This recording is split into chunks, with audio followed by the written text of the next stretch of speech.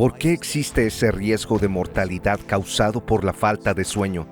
Lo que sabemos es que la falta de sueño, dormir menos de 6 horas, se asocia con un alto riesgo de enfermedades cardiovasculares, diabetes y accidentes cerebrovasculares. Luego, abajo en el cuerpo, sabemos que hay vínculos entre la falta de sueño y ciertas formas de cáncer. Si te cogiera y te limitara a, digamos, 4 o 5 horas de sueño durante una semana, tus niveles de azúcar en la sangre se alterarían tanto que tu médico te clasificaría como prediabético. Eso no es toda una vida, es solo una semana. I think you gotta have a dream. The School of Greatness. Really? Yeah.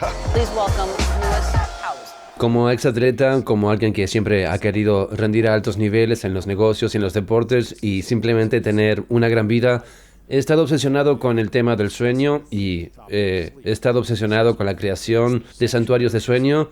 Averiguar qué plantas se ponen en tu habitación cuando duermes, qué temperatura debe ser, qué cortinas oscuras, todas estas cosas. He estado obsesionado con esto y me encantaría empezar con la pregunta acerca de si dormimos mal, ¿cómo afecta esto a nuestro cerebro? Si solo dormimos mal una noche o una y otra vez, ¿cómo afecta a la química del cerebro?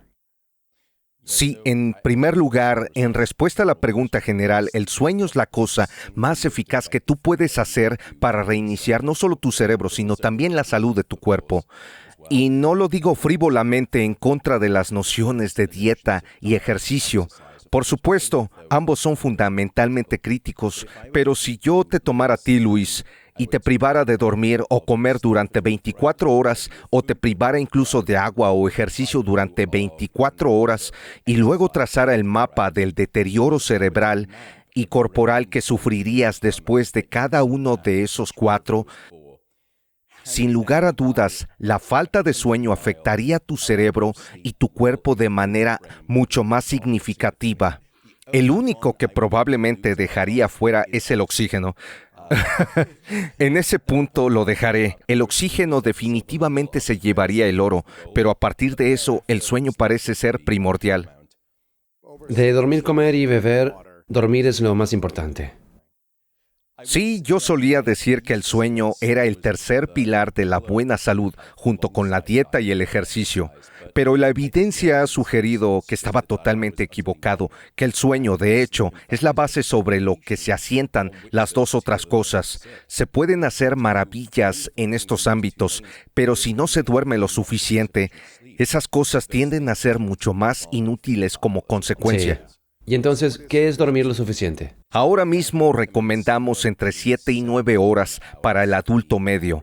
Una vez que sabemos que se duerme menos de 7 horas, podemos empezar a medir deficiencias objetivas en el cerebro y el cuerpo. De hecho, el número de personas que pueden sobrevivir con menos de 6 horas de sueño sin mostrar ningún deterioro, redondeando a un número entero y expresado como un porcentaje de la población, es 0. Sin ningún impedimento, ¿qué significa eso? Puedo medir un montón de diferentes operaciones de tu cerebro, digamos que su cognición, atención, aprendizaje y memoria, también tu estado de ánimo, tus emociones y ansiedad. Puedo medir los aspectos de tu sistema cardiovascular, la presión arterial, tu sistema inmunológico o metabólico, la forma en que está regulando tu azúcar en la sangre y la glucosa. Puedo medir este caleidoscopio de métricas de salud en Lewis Howes y puedo ver, cuando sigo marcando de nuevo, con menos y menos sueño, en qué momento veo al menos una de esas cosas que demuestran un punto de ruptura.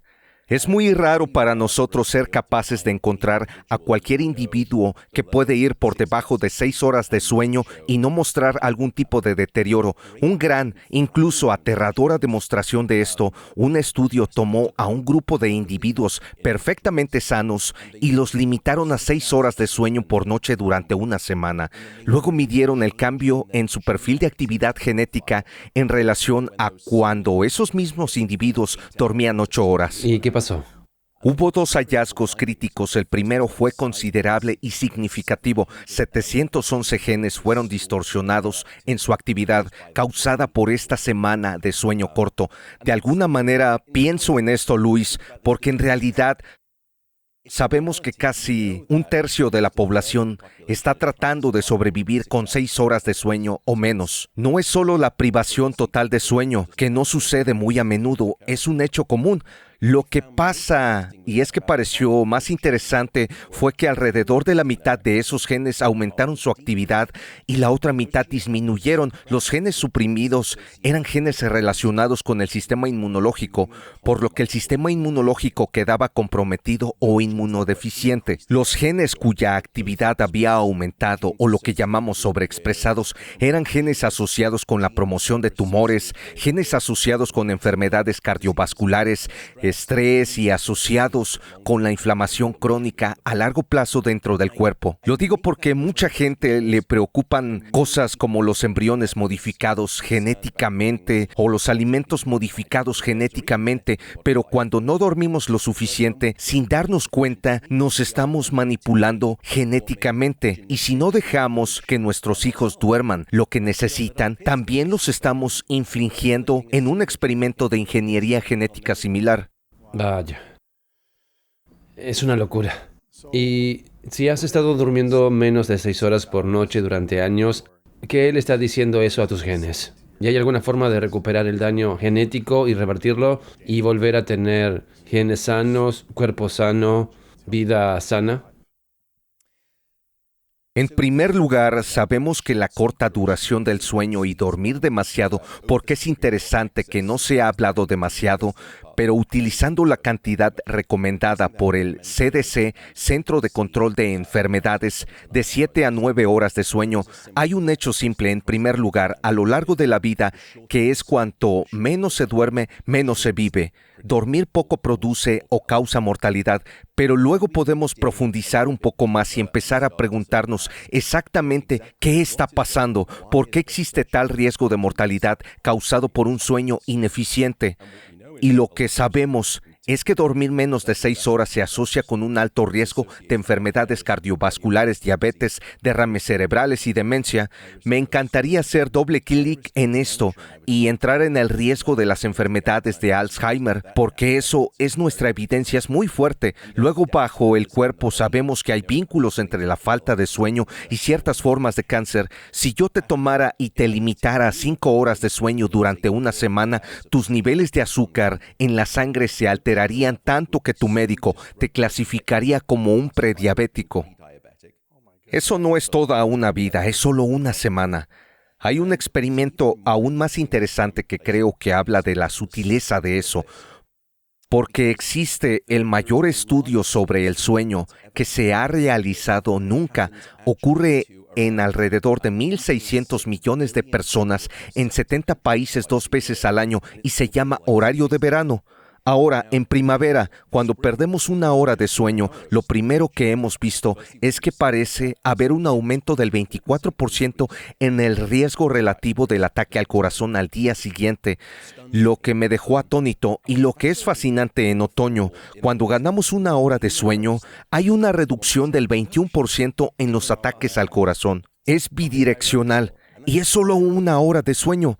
Había algunos grandes datos recientes. Se ve un perfil muy similar con respecto al cambio de horario de verano por los accidentes de tráfico en nuestras calles. He oído hablar de esto. Trágicamente, también las tasas de suicidio. Recientemente hemos descubierto que cuando se pierde 1 hora de sueño, las sentencias de los jueces federales son significativamente más duras porque su estado de ánimo es mucho peor debido a esa hora de sueño perdida y dictan sentencias más duras. Puedes hacer la pregunta, ¿qué pasa con toda la vida? Ni siquiera tenemos que preguntarnos sobre toda una vida de falta de sueño. Podemos preguntarnos sobre una semana de falta de sueño o incluso una noche. 1 hora de sueño perdido, así de frágiles son nuestros cuerpos. A esta cosa llamada falta de sueño se podría preguntar, ¿por qué somos tan frágiles? Porque puedo estar sin comer o sin agua durante 24 horas y aún así no estoy tan mal. Estoy en una forma bastante decente. ¿Por qué el sueño es la excepción a esa regla? La respuesta parece ser la siguiente. Los seres humanos son la única especie que se priva deliberadamente del sueño sin ninguna buena razón. ¿Por qué? Es algo único. Lo que eso significa es que la madre naturaleza, a través del curso de la evolución, porque ninguna otra especie hace esto sin necesidad real de supervivencia, y puedo hablar de algunas excepciones, pero los seres humanos son extraños. En otras palabras, la madre naturaleza no ha tenido que enfrentarse al reto de idear una solución llamada privación del sueño, porque nunca se ha enfrentado a ello. No existe una red de seguridad, y por eso pensamos que los seres humanos implosionan tan rápido y profundamente, mental, cognitiva y físicamente, a causa de la falta de sueño. ¿Y por qué la mayoría de la gente duerme mal? Nos distraemos, creemos que tenemos que hacer más cosas, estamos estresados y preocupados por el pasado y el futuro, es que queremos trabajar más. ¿Cuál es la causa principal de que durmamos mal? Es una pregunta tan fundamental y en cierto modo es más todo lo anterior. La primera, y he pensado mucho en ello, ¿por qué sufrimos esta epidemia mundial de pérdida de sueño que padecemos ahora mismo? Creo que desafortunadamente el sueño tiene un problema de imagen. Que el agente de relaciones públicas del sueño debería ser despedido porque como asociamos dormir lo suficiente con el concepto de ser perezoso u holgazán, y eso es un terrible prejuicio para esta cosa llamada sueño. Es muy diferente a cosas como la dieta y el ejercicio. A mucha gente le gusta hacer una señal de virtud con lo que comen y ciertamente están muy orgullosos de decir, hago ejercicio 5 veces a la semana, a esta hora de la mañana. Todo eso me parece genial, debe ser aplaudido y apoyado, pero tenemos algunos nichos de la sociedad tienen esta actitud machista del sueño, este tipo de, puedes dormir cuando estás muerto, esa mentalidad de que, por cierto, basado en la evidencia, Te va a matar. es mortalmente imprudente. Sí, conducirá tanto a una vida más corta como a una vida significativamente menos saludable. Lo primero es que tenemos que cambiar nuestra apreciación cultural del sueño de algo que es una pérdida de tiempo a algo que de hecho es una inversión increíble. Es la mejor y la más libre póliza de seguro médico, democrática e indolora que pueda imaginar. Lo siguiente es la forma en que trabajamos en la sociedad. Cada vez trabajamos más horas y antes de la pandemia los desplazamientos diarios eran cada vez más largos. Lo que eso significa era que la gente salía de casa antes, llegaba a casa más tarde y nadie quería dejar de pasar tiempo con la familia, o Netflix, o con lo que sea su veneno. Y así, lo que se ha convertido en algo que se aprieta como un tornillo de banco en medio de la noche es esta cosa llamada una racha suficiente de sueño. Pero también hay muchas personas que se dan la oportunidad de dormir suficiente, pero no lo consiguen. Ahí es donde entran en juego cosas como los trastornos del sueño, cosas como los ronquidos. Y sé que tú has hablado y estoy muy agradecido por lo que has hecho con respecto a las discusiones de la salud mental. Sabemos que uno de los principales obstáculos para conseguir esa cosa llamada una buena noche de sueño es la ansiedad. Estrés, preocupación, ansiedad, arrepentimiento, todas estas cosas. Resentimiento, aferrarse a todas estas cosas.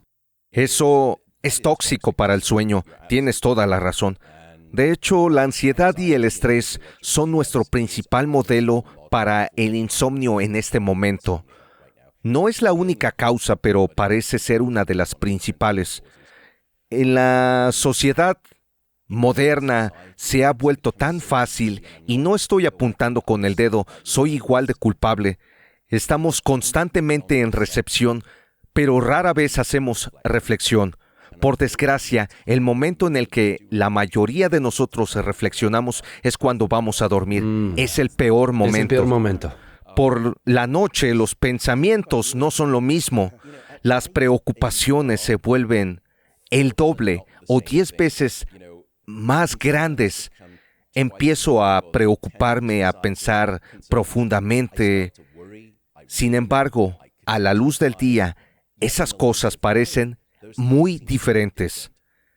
Quizá podamos hablar de consejos para dormir más adelante. Por lo cierto es que controlar las emociones es fundamental para dormir bien.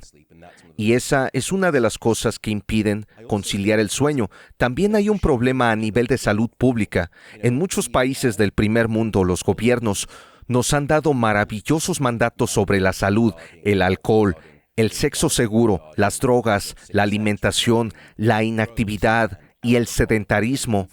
¿Cuándo fue la última vez que oíste que una nación del primer mundo diera un mensaje de salud pública sobre el sueño? Nunca. Tampoco recuerdo ninguno. En todos los niveles, desde la salud pública hasta el lugar de trabajo, alabamos al guerrero del aeropuerto que ha volado a través del mundo en los últimos 3 días, que estaba trabajando a las 2 de la mañana y luego regresa a la oficina a las 6. Tenemos que... Celebramos a esas personas. Nosotros lo hicimos. Lo curioso es que después de unas 20 horas de estar despierto, estás tan afectado cognitivamente como lo estarías si estuvieras borracho. Ahora bien, yo nunca como CEO diría, tengo este fantástico equipo de personas que están borrachos todo el tiempo. Pero si decimos, tengo este fantástico grupo de personas, están en ello a todas horas, son dedicados, pasan el mínimo tiempo durmiendo, les encanta este proyecto. Tenemos esta extraña mentalidad, luego creo reduce incluso dentro de las escuelas. Tenemos este modelo incesante de horarios de inicio de temporada de escuela. Súper temprano, ¿no? Tienen que estar allí, ¿qué? 6:30, 7 o algo así, ¿verdad? 6:30, 7, 7:30, esos datos son muy potentes. Lo que descubrimos es que cuando retrasamos la hora de inicio de las clases, aumentan las primeras calificaciones académicas, disminuyen las tasas de absentismo escolar, los problemas psicológicos y psiquiátricos. Pero lo que también descubrimos es que la esperanza de vida de los estudiantes aumenta. Ustedes estarán pensando, bueno, espera un segundo, ¿cómo se mide eso? La principal causa de muerte entre los adolescentes de 16 a 18 años no es el suicidio, sino los accidentes de tráfico.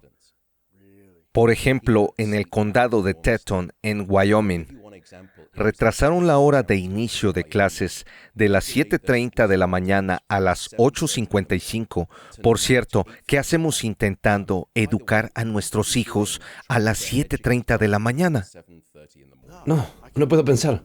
Sí, quiero decir, recuerdo estar en la escuela y cada día era difícil para mí. Todos los días estaba cansado, todos los días era difícil concentrarme o estaba irritable, nervioso o algo así. Y era tan difícil concentrarme. Y luego estás a la hora de comer y estaba cansado otra vez y quieres que me concentre y preste atención en un escritorio. Es como que no funciona así para mí, especialmente sin sueño o con muy poco.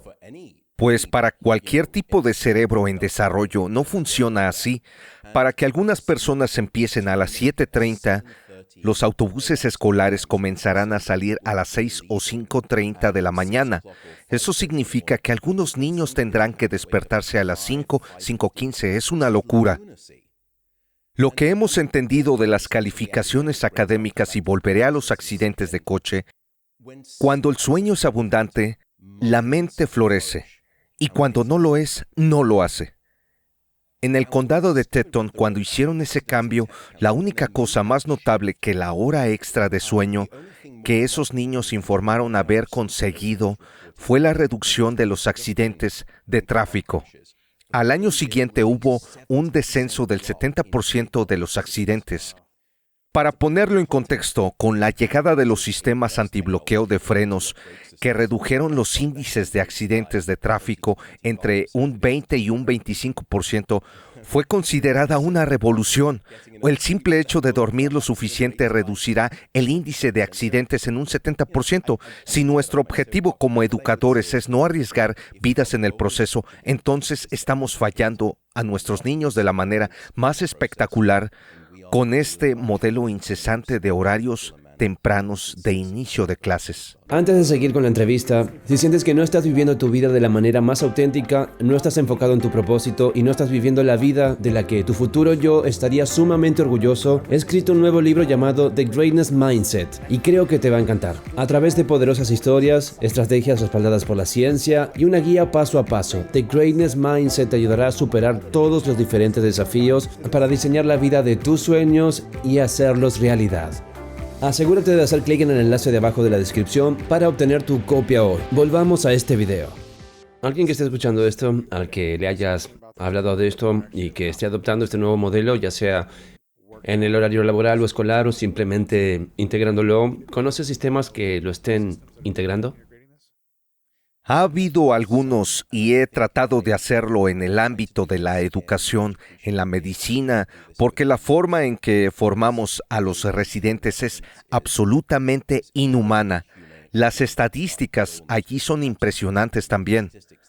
Luego, he tratado de hacerlo en el lugar de trabajo también porque hago un montón de eventos en los que hablo en compañías como Fortune 500, las mejores de Estados Unidos. Al principio tomé el enfoque equivocado, donde realmente estaba hablando un poco más sobre el enfoque compasivo. ¿Por qué es bueno para las personas regalarles más sueño? Porque veo el sueño como una necesidad biológica, y si es una necesidad biológica, entonces es una necesidad civil, y si es una necesidad civil, dormir es un derecho civil.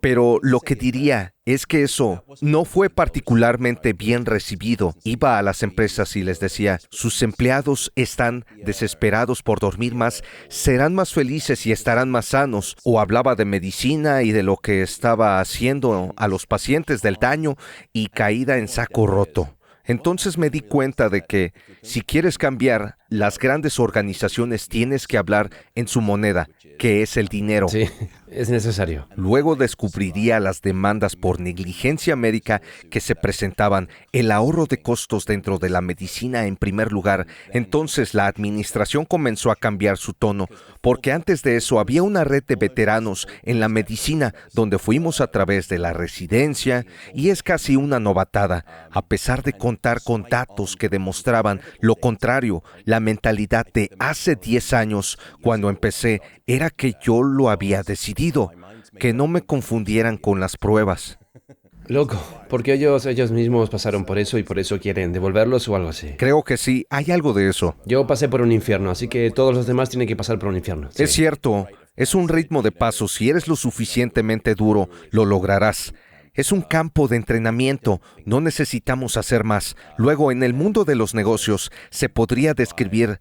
La corporación Rand hizo un estudio hace un par de años y encontró que la falta de sueño costará a la mayoría de las naciones alrededor del 2% de su PIB, de su Producto Interior. En Estados Unidos, la cifra es de 411 billones de dólares de pérdida de productividad debido a la falta de sueño. En Japón, 130 billones. En Reino Unido superaba los 50 billones. Si pudiera resolver la crisis de pérdida de sueño en el lugar de trabajo, casi podría duplicar el presupuesto de educación en Estados Unidos o podría reducir a la mitad el déficit sanitario. Cuando hablas de dinero, la gente empieza a escuchar y así es como he intentado comunicarme. No creo que sea un comunicador particularmente bueno y a veces he sido un toro en una tienda de China, como lo he sido durante el primer tiempo que hemos estado hablando, pero es solo porque estoy desesperadamente apasionado por esta cosa llamada sueño. Hace algunos años, antes de empezar a tratar de escribir un libro y luego he estado haciendo podcast, el sueño era la hermanastra descuidada en las convenciones de la salud de hoy. Era un ciudadano de segunda. Yo estaba tan triste por ver la enfermedad, el daño, la falta de productividad, el impacto en la educación que la falta de sueño estaba teniendo. Me pasé un poco. Era como dormir o si no, punto. Sí. Tengo curiosidad. Adelante. Sí, no, lo siento, por favor. Tengo curiosidad, ¿se han hecho estudios de investigación sobre si alguien tiene una dieta horrible, come horrible, fuma, bebe de vez en cuando, pero duerme 8 horas al día, frente a alguien que duerme 5 horas, pero hace ejercicio duro todos los días, come perfecto, limpio, vegano, cualquiera que sea la dieta limpia, perfecta para ellos. No fuma, no bebe. Me pregunto, ¿quién tiene más susceptibilidad a enfermedades y cánceres y mala salud y que probablemente son más propensos a tener en cada caso alimentación perfecta pero no adecuada, duermes la mitad, 5 o 4 horas por noche, pero te cuidas físicamente, te cuidas espiritualmente y te nutres frente a dormir perfecto? Quizás no puedas dormir perfecto si estás comiendo tan mal, pero duermes 8 horas por noche, 9 horas por noche, pero comes horrible. ¿Quién lo tiene peor? En primer lugar, debería ser un científico del sueño porque es una pregunta fantástica. Es un buen estudio. Es un gran estudio, increíblemente complejo, pero importante de hacer. La primera respuesta es que en realidad nadie ha hecho este tipo de experimento. Hemos hecho una versión diluida, una versión ligera de la misma, que es que nos fijamos en el sueño y nos preguntamos cuál es en términos de riesgo, de mortalidad, y el riesgo de consecuencias para la salud cuando tú no estás recibiendo suficiente sueño. Entonces tomamos todos estos factores que has descrito, historial de tabaquismo, dieta, salud mental, etcétera, etcétera, los añadimos como factores adicionales en el análisis. Los absorbemos y controlamos, de modo que podamos decir que independientemente de esas cosas o a pesar de ellas, el sueño sigue teniendo un voto significativo en la determinación de tu mortalidad. Esa es la única prueba que tenemos ahora mismo en la que al menos se puede controlar, pero no hemos hecho lo que tú estás describiendo, que es mucho más elegante, que es que podamos ponerlos casi en una especie de soda, de algo como Dr. Pepper, fase de desafío y ver cuál gana, la dieta, el ejercicio o el sueño. Cuando esas otras dos cosas se mantienen constantes, pero manipular uno de ellos, mantener los otros dos constantes y manipular uno de ellos, experimento encantador. Me encantaría hacerlo. Dios, así que no lo sabemos. ¿Cuál sería tu hipótesis? Mi sospecha es que el sueño seguirá teniendo una influencia mayor que los otros dos factores.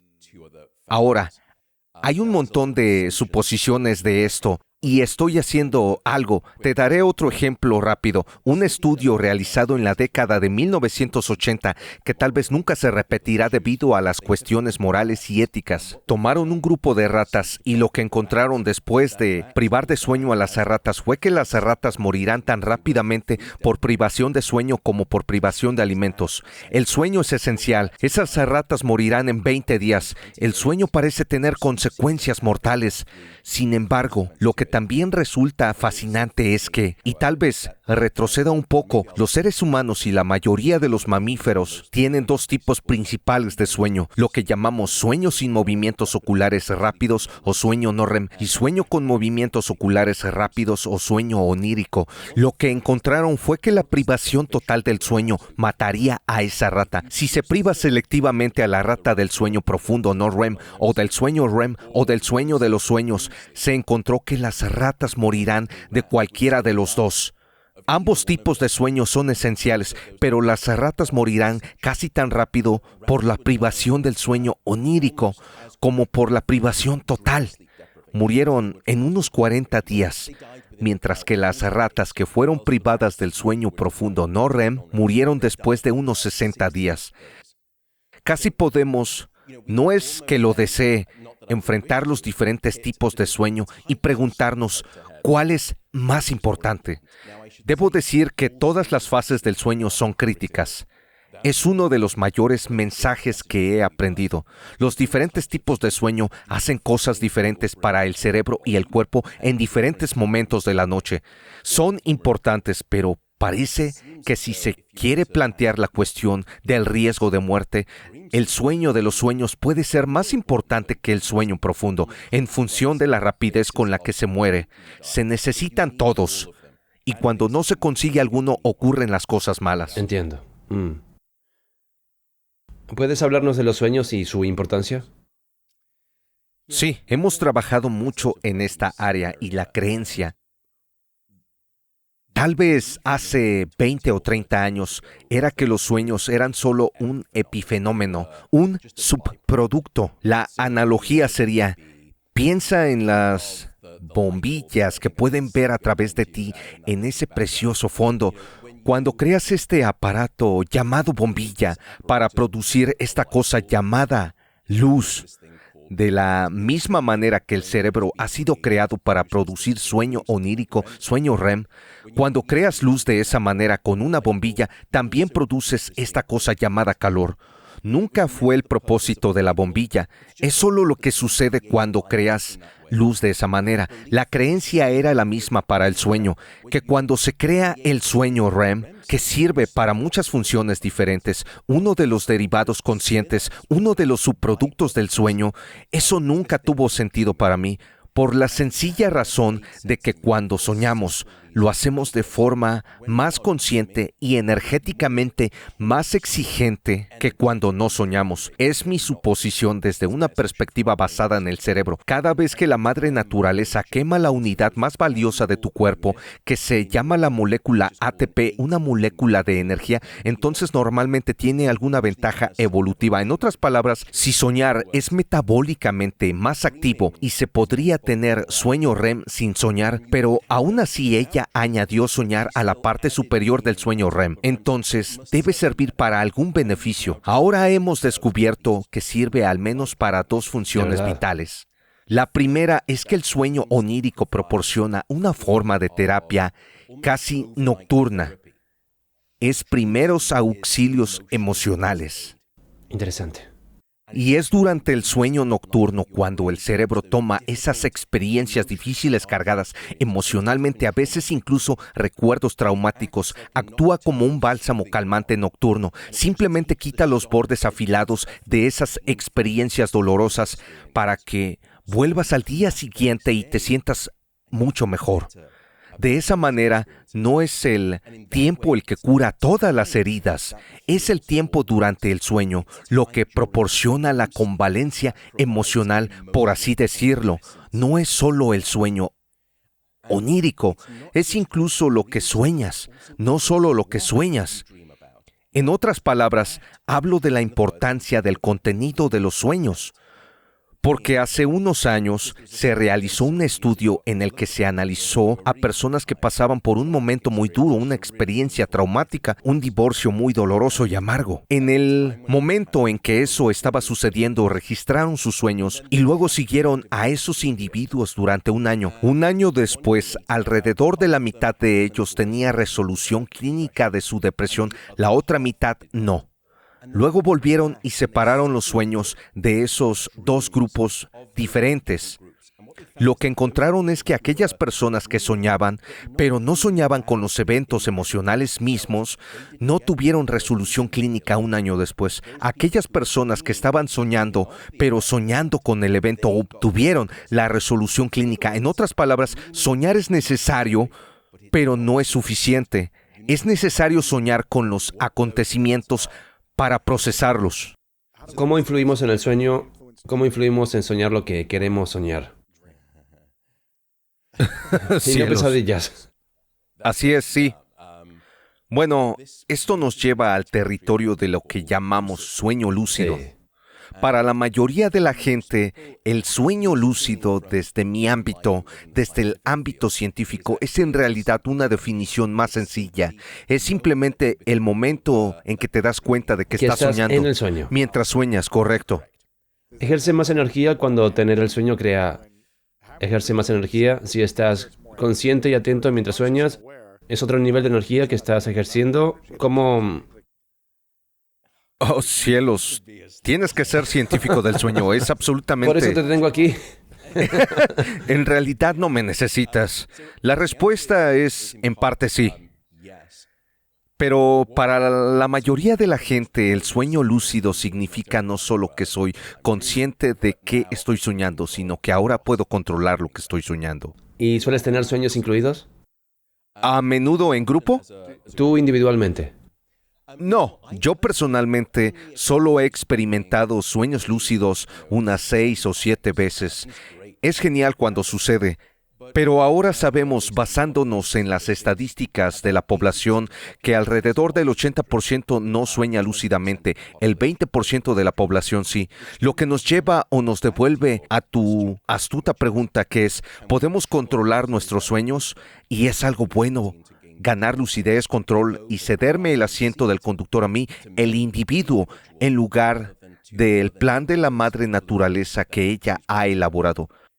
Y puedo jugar ambos lados de la ecuación teórica aquí. Sí. Por un lado diría que si soñar lúcido fuera tan beneficioso para ti como ser humano, como organismo, entonces mucha más gente sería soñadora lúcida natural de la que hay ahora. Simplemente esa estadística se invertiría. En todo caso, Bueno, si dormir un par de horas más por noche es más beneficioso que lo es, entonces también dormiría más gente. bueno, esa es la parte difícil con el sueño lúcido. Es muy difícil de controlar, pero elegir no dormir, por desgracia, es muy fácil de controlar para toda la Mucha sociedad. gente cree que es difícil. Bueno, volveremos a ello. Hay realmente dos Sí, cosas separadas dentro del sueño insuficiente. O no te das oportunidad de dormir, o la sociedad no te da la oportunidad de dormir, a pesar de que puedas dormir muy bien. Frente Correcto. a darte muchas oportunidades para dormir, pero solo porque tienes el trastorno del sueño o tienes problemas de sueño, no puedes generar el sueño. La diferencia es que la oportunidad está presente, pero no se puede crear el sueño frente a tú. Creando el sueño, tú no puedes hacerlo. Esas dos Claro, cosas son claro. bastante diferentes, pero desde la perspectiva del sueño lúcido podría volver y argumentar del otro lado, es decir, mi suposición allí, la creencia de que la madre naturaleza nos habría tenido a todos haciéndolo, si fuera bueno, hace la conclusión equivocada de que hemos dejado de evolucionar. En otras palabras, ¿qué pasa si ese 20% de la población que está soñando lúcidamente es la próxima ola de la evolución? Son los superhumanos que vendrán y sucederán a gente como yo que no somos soñadores lúcidos naturales. Puedo jugar en los dos equipos. Interesante. ¿Hay algunas formas de entrenar la mente y el cuerpo para soñar más lúcidamente?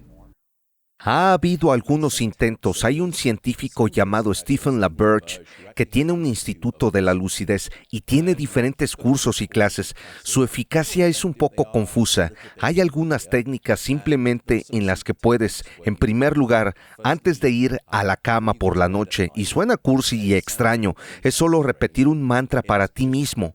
Voy a tratar de ser consciente de mi sueño. Voy a intentar ser consciente.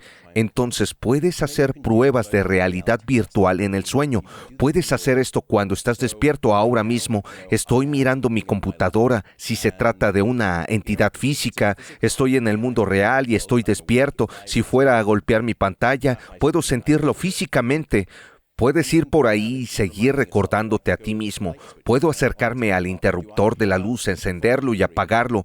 ¿Tengo un control voluntario de lo que ocurre en mi entorno? Porque a menudo no lo tienes en tus sueños. Si lo haces durante la vigilia, puedes intentar entrenarte para hacerlo durante el sueño. En ese momento, cuando aprietas el interruptor de la luz, no cambia nada. O golpeas la pantalla de tu portátil y tu mano la atraviesa completamente. Entonces piensas, oh, espera un segundo. Esto no es estar despierto. Esto es claramente un sueño. Hay diferentes maneras de poner a prueba la realidad de la vida despierto frente a la vida soñando y adaptar esa mentalidad. La otra cosa es simplemente empezar a intentar recordar tus sueños un poco más. Por la mañana, cuando te despiertes, ese es el primer paso hacia un camino de lucidez. No saltes de la cama y cierres los ojos y trates de recordar tu sueño. En lugar de eso, despiértate y luego mantén los ojos cerrados. No trates de escribir el sueño, no trates de dictarlo, solo ensaya el sueño, porque los sueños tienen esta extraña naturaleza donde tan pronto como nos despertamos casi se evapora rápidamente de nuestro cerebro y Así que si tú no lo sientes bien, entonces en momentos o minutos va a desaparecer. va a desaparecer. Espera ahí e intenta cristalizarlo. Trata de poner el sueño en ámbar, repasándolo y ensayándolo en tu mente. Construye esa imagen, construye la memoria, arraiga la memoria. Luego toma tu libreta y tu lápiz junto a ti en la cabecera de la cama y escríbelo. Gradualmente, a medida que empiezas a recordar más de tus sueños, ¿hay alguna evidencia de que eso también puede aumentar la probabilidad de lucidez? Pero en verdad no soy realmente no conozco a nadie que sea realmente un experto en ser capaz de aumentar la frecuencia con la que puedes soñar lúcido desde una perspectiva científica. Hay mucha gente por ahí que afirma tengo este curso que puedes hacer, pero la ciencia no lo apoya también. Pero la ciencia ahora ha demostrado sin sombra de duda, por cierto, que existe el sueño lúcido. Solíamos pensar que era una ciencia charlatana, que no era real y que podemos entrar en detalles de cómo probarlo, pero ha sido probado de muchas maneras verdad? diferentes. Sí. ¿Y tenemos alguna investigación sobre lo que hace el sueño para curar el cuerpo o dañar el cuerpo o el cerebro? No hemos encontrado pruebas de que perjudique o ayude en este momento. Todo lo que tenemos son pruebas de que comprende lo que sucede cuando te vuelves lúcido como soñador. Esto vuelve a lo que estás preguntando. ¿Hay una consecuencia metabólica adicional de entrar en el sueño lúcido? Una de las cosas fascinantes cuando entramos en el sueño, bueno, hay muchas, pero te daré solo dos. La primera es que cuando entras en el sueño, tu cerebro paraliza tu cuerpo. Estás totalmente encarcelado en un encierro físico. Y la razón es muy simple. Tu cerebro paraliza tu cuerpo para que la mente pueda soñar de forma segura, para que no actúes tus Así que no vas sueños. a mover tu cuerpo y sí. Correcto. Lo que sabemos es que los mecanismos que controlan el sueño REM o no REM comienzan en lo más profundo del cerebro, en el tronco cerebral. Si cogiéramos una pera y la pusiéramos boca abajo, ese extremo delgado y el tallo de la pera son el tronco encefálico. Es allí donde se desarrolla la batalla principal por el sueño no REM y REM a lo largo de la noche para crear el ciclo de 90 minutos de sueño REM no REM en los humanos, pero a medida que se expresa arriba en tu cerebro durante el sueño REM, que activa muchas áreas del cerebro, pero también las desactiva. Hay una señal separada enviada al sur de tu cuello hasta tu médula espinal que paraliza lo que llamamos las neuronas motoras alfa, que son todos sus músculos esqueléticos voluntarios. Eso afortunadamente significa que tus músculos involuntarios, como tu corazón y tu aspiración, Sigue. no te preocupes, sigue adelante. De lo contrario, nos habrían expulsado del patrimonio genético. Vaya. Pero los músculos voluntarios están paralizados. La segunda característica interesante, volviendo a los sueños lúcidos, es que muchas partes del cerebro se iluminan cuando sueñas. Las áreas visuales en la parte posterior del cerebro, las áreas motoras en la parte superior del cerebro, los centros emocionales y los centros de memoria, todo eso se ilumina. De hecho, algunas de ellas son hasta un 30% más activas cuando se sueña que cuando se está despierto, lo que es fascinante. Pero la parte del cerebro que va en la dirección opuesta es algo llamado corte prefrontal. Esto es algo así como el CEO del cerebro. Es muy bueno en la toma de decisiones de alto nivel, el control ejecutivo de arriba hacia abajo y la comunicación. Esa parte del cerebro, cuando entramos en el sueño, se inhibe activamente. El cerebro racional y lógico se apaga y todos estos centros emocionales y de memoria se encienden.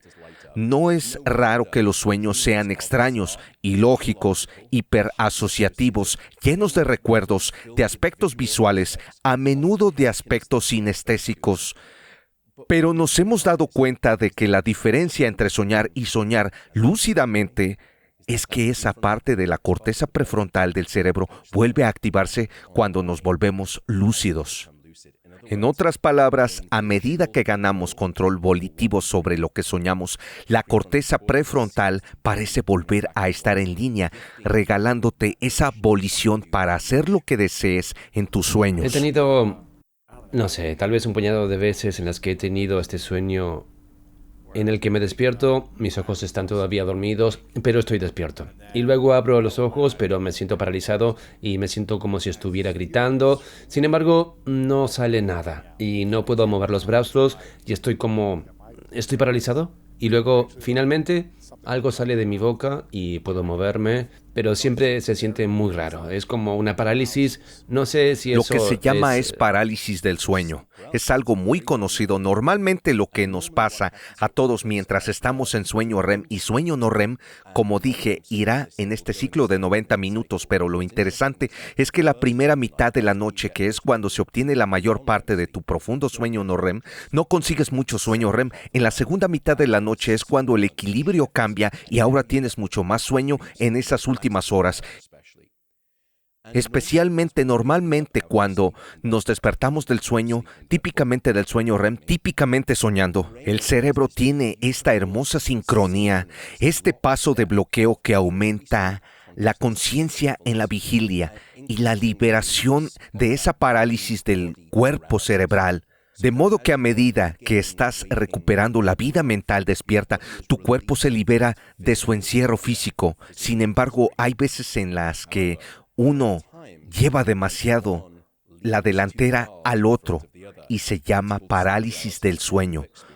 Tú y yo lo hemos experimentado. A menudo puede ocurrir cuando estamos bajo niveles altos de estrés y estamos típicamente privados de sueño. En este punto te vuelves pseudoconsciente. Estás en una especie de estado mixto de conciencia entre los mundos de vigilia y del sueño, por así decirlo. Pero tu cuerpo sigue en la parálisis. No puedes levantar los párpados.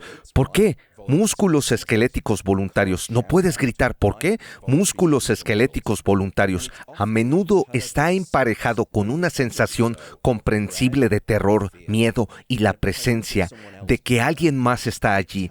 Resulta que este fenómeno llamado parálisis del sueño explica con exactitud, si no todas, de las abducciones alienígenas, porque ¿cuándo fue la última vez que escuchaste en las noticias una historia de abducción que ocurrió a mitad del día y la gente estaba afuera a la hora del almuerzo con amigos en el trabajo? Todos están comiendo sus sándwiches y de repente escuchas un whoosh y es como, Dios mío, ¿viste eso? Tommy acaba de ser secuestrado por un extraterrestre. Nunca pasa así. Normalmente es de noche y estás solo. Describes una presencia o una sensación en la habitación. Dices que te inyectaron algún tipo de agente paralizante.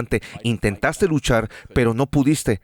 Es parálisis del sueño. Parálisis del sueño, sí. Ahora mismo, por cierto, no es necesariamente algo de lo que preocuparse. Si lo tienes, parece ser algo normal. Alrededor del 25% de la población lo experimentará. En otras palabras, es tan común como el hipo. Pero ten en cuenta que no te pasa nada. No es que estés siendo visitado por algo extraño o que haya algún tipo de preocupación en dominios religiosos que requiera algún tipo de exorcismo o que haya alguna larga historia de eso en el pasado. Entendemos la biología, es un hecho científico básico y es en gran medida normal. Cuando alguien lo experimenta, ¿qué debe hacer? Intentar mantener la calma y esperar que el cuerpo se despierte de forma natural. Exactamente, saldrás de esto e intentarás si puedes. Habiendo escuchado esto, entenderás lo que está pasando. A veces ni siquiera yo reconozco lo que está pasando cuando está pasando, a pesar de saber lo que sé, pero gradualmente llego al punto en el que me doy cuenta de lo que está sucediendo y entonces me relajo y digo, voy a darle tiempo, puede que me vuelva a dormir o que continúe con mi cohete en la pista y alcance la velocidad de escape tanto de la conciencia como de la parálisis física. Todo irá bien, pero es muy desconcertante. Es una visión muy extraña. Da miedo, ¿verdad? Da mucho miedo. Da mucho miedo. ¿De qué habla la ciencia sobre los sueños premonitorios? ¿Existe alguna investigación sobre las personas capaces de predecir el futuro y tener estos sueños que luego se hacen realidad más adelante en la vida o cosas por el estilo? ¿Existen estudios científicos al respecto? Hay algunos datos muy interesantes en los que la gente ha llamado, digamos, al FBI o a la policía para decir, mira, he tenido este sueño que había un avión que iba a sufrir algún tipo de ataque malicioso y era esta aerolínea en particular. Luego, al día siguiente, algo realmente sucede en esta aerolínea específica y piensas, está bien, esto es real. No es así. Vamos a jugar el juego de las estadísticas. Tal vez pases por 3 o 4, normalmente de 4 a 5 ciclos de sueño por noche. Vamos a suponer que solo tienes un sueño por cada uno de esos ciclos. Normalmente tienes más, pero vamos a suponer eso. Vas a tener 5 sueños por noche y entonces eso es 5 o 6, cualquiera que sea el recuento reciente de 7 billones de personas en todo el planeta teniendo 7 billones de veces 5 sueños por noche. La ley estadística de los promedios predecibles confirmará que alguien en algún lugar va a tener un sueño que imita algo que sucede al día siguiente. Es pura casualidad. Es solo estadística trabajando de la manera que lo hace. Por supuesto, cuando lo oímos, tal vez lo describí por primera vez, pensamos que tiene que ser real, pero cuando aplicas el razonamiento científico al problema, debería haber muchas más cosas de las que se dicen basándose al azar estadístico. Interesante. Así que no hay ninguna ciencia que respalde que la gente puede tener sueños y que estos pueden predecir acontecimientos o cosas que No hay suceden previsión en del el futuro que venga por la vía de los sueños. De verdad. Interesante, de acuerdo. ¿Cuál es el...? Bueno, todavía no lo hemos hecho. Como científicos siempre hay que tener esa mentalidad. Es muy importante que los científicos nunca olviden la siguiente verdad. La ausencia de pruebas no es prueba de ausencia. Así que es potencialmente posible, solo que no tenemos pruebas científicas que lo respalden. Sí, todo lo que puedo hacer es operar en el reino de los hechos racionales. Sobre esa base puedo decirte que no tenemos pruebas de apoyo.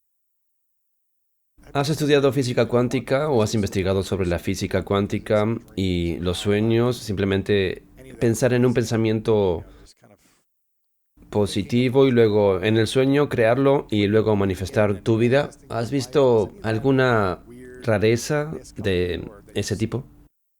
Hemos hecho un poco de esto que toca el tema. Lo que hemos intentado hacer es manipular las emociones de la gente antes de dormir. En primer lugar, lo que sabemos es que tu salud emocional y mental están muy íntimamente relacionadas con tu salud del sueño y es bidireccional. Olvidé hablar del segundo beneficio de soñar, pero volveremos a él: la creatividad, la memoria, la resolución de problemas y la perspicacia. Pero con las emociones funciona en ambos sentidos. Si manipulas el estado de ánimo de la gente durante el día o durante la última hora antes de acostarse, el estado de ánimo y las emociones tendrán un impacto en tu sueño, y a la inversa, y lo bien que hayas dormido cambiará lo emocionalmente reactivo, pendular y emocionalmente irracional que seas al día siguiente. Para llegar a tu punto tenemos una especie de manifestación de mentalidad positiva o estado de ánimo. Si hacemos una inducción de estado de ánimo negativo antes de dormir y decimos a la gente: concéntrate en algo que fue difícil en tu vida, aumenta esa tristeza, tiene un impacto deletérea en el sueño. Mientras que cultivar un estado de ánimo positivo antes de dormir mejora la calidad del sueño, lo que llamamos la eficiencia del sueño. Eso es todo lo que hemos conseguido en términos de cambiar en tu estado de vigilia antes de dormir para ver si puedes tener una mejora beneficiosa o una consecuencia de radio de explosión en tu sueño posterior por la noche. Luego hemos hecho lo contrario, hemos manipulado tu sueño nocturno. Hemos observado cómo te desquicias emocionalmente al día siguiente, por así decirlo. Eso no debería ser una sorpresa para un padre. Yo no tengo hijos. Por eso a menudo esa idea de un padre sosteniendo a un niño, el niño está llorando, te miran y te dicen: no durmieron bien esta noche. Como si hubiera algún conocimiento universal de los padres de que dormir mal la noche anterior es igual a mal humor y reactividad emocional al siguiente día. Lo mismo es cierto para los adultos sanos. Exactamente. ¿Has oído hablar de la gente que puede tener un sueño y luego conectar con otra persona en su sueño y tener realmente una conversación, experiencias compartidas? ¿Es una posibilidad? Estoy lanzando algunas rarezas aquí. Solo tengo curiosidad por saber si hay algún estudio al respecto o alguna investigación en la que se diga que tú y yo vamos a intentar encontrarnos en un sueño y experimentar el sueño juntos. ¿Eso es posible? No tenemos ninguna buena prueba de ello. No sé de nadie que realmente haya tratado de estudiar eso. Ahora estamos tratando de estudiar la actividad cerebral cooperativa en personas despiertas. Por lo general, la forma en que hacemos experimentos de la ciencia del cerebro es que todos ponemos a la gente dentro de un escáner cerebral y vamos a hacer un montón de cosas diferentes con ellos y vamos a tratar de entender cómo su cerebro está logrando esas cosas. Debido en parte a los gastos y la practicidad, si se colocan 2 escáneres cerebrales en una habitación contigua y luego se ponen a 2 personas en esos escáneres y se les hace cooperar y actuar al mismo tiempo, digamos que están pasando por la misma experiencia emocional, ¿se puede ver que está ocurriendo una actividad cerebral coordinada similar? ¿Significa eso que están unidos psíquica o físicamente a través de alguna conexión que no podemos ver? No. Significa que cuando 2 cerebros hacen lo mismo al mismo tiempo, expresan el mismo patrón de actividad. Pero es mucho más difícil intentar hacer ese experimento con el sueño porque la mayoría de la gente no puede coordinarse. Es difícil para nosotros controlar lo que una persona está soñando, por no hablar de coordinar la coexperiencia de 2 personas al mismo tiempo y medir su actividad cerebral. Es una cuestión muy difícil y sospecho que no, que la mayoría de los organismos, incluidos los humanos, se retiran a un lugar en solitario. El sueño es típicamente como un sueño, experiencia consciente, una experiencia individual única. Es donde, en todo caso, dejamos de procesar mundos externos, eventos y personas externas y empezamos a centrarnos internamente en la información que hemos reunido durante ese día, basándonos en todo lo que hemos aprendido hoy. ¿Cómo encajar en todo mi catálogo de experiencias autobiográficas? Aquí es donde llegamos al segundo beneficio del sueño, que es que soñar es casi una forma de alquimia informativa. Soñar es un poco como la terapia de grupo. Para los recuerdos que el sueño reúne toda esa información en este maravilloso y extraño teatro que llamamos soñar por la noche.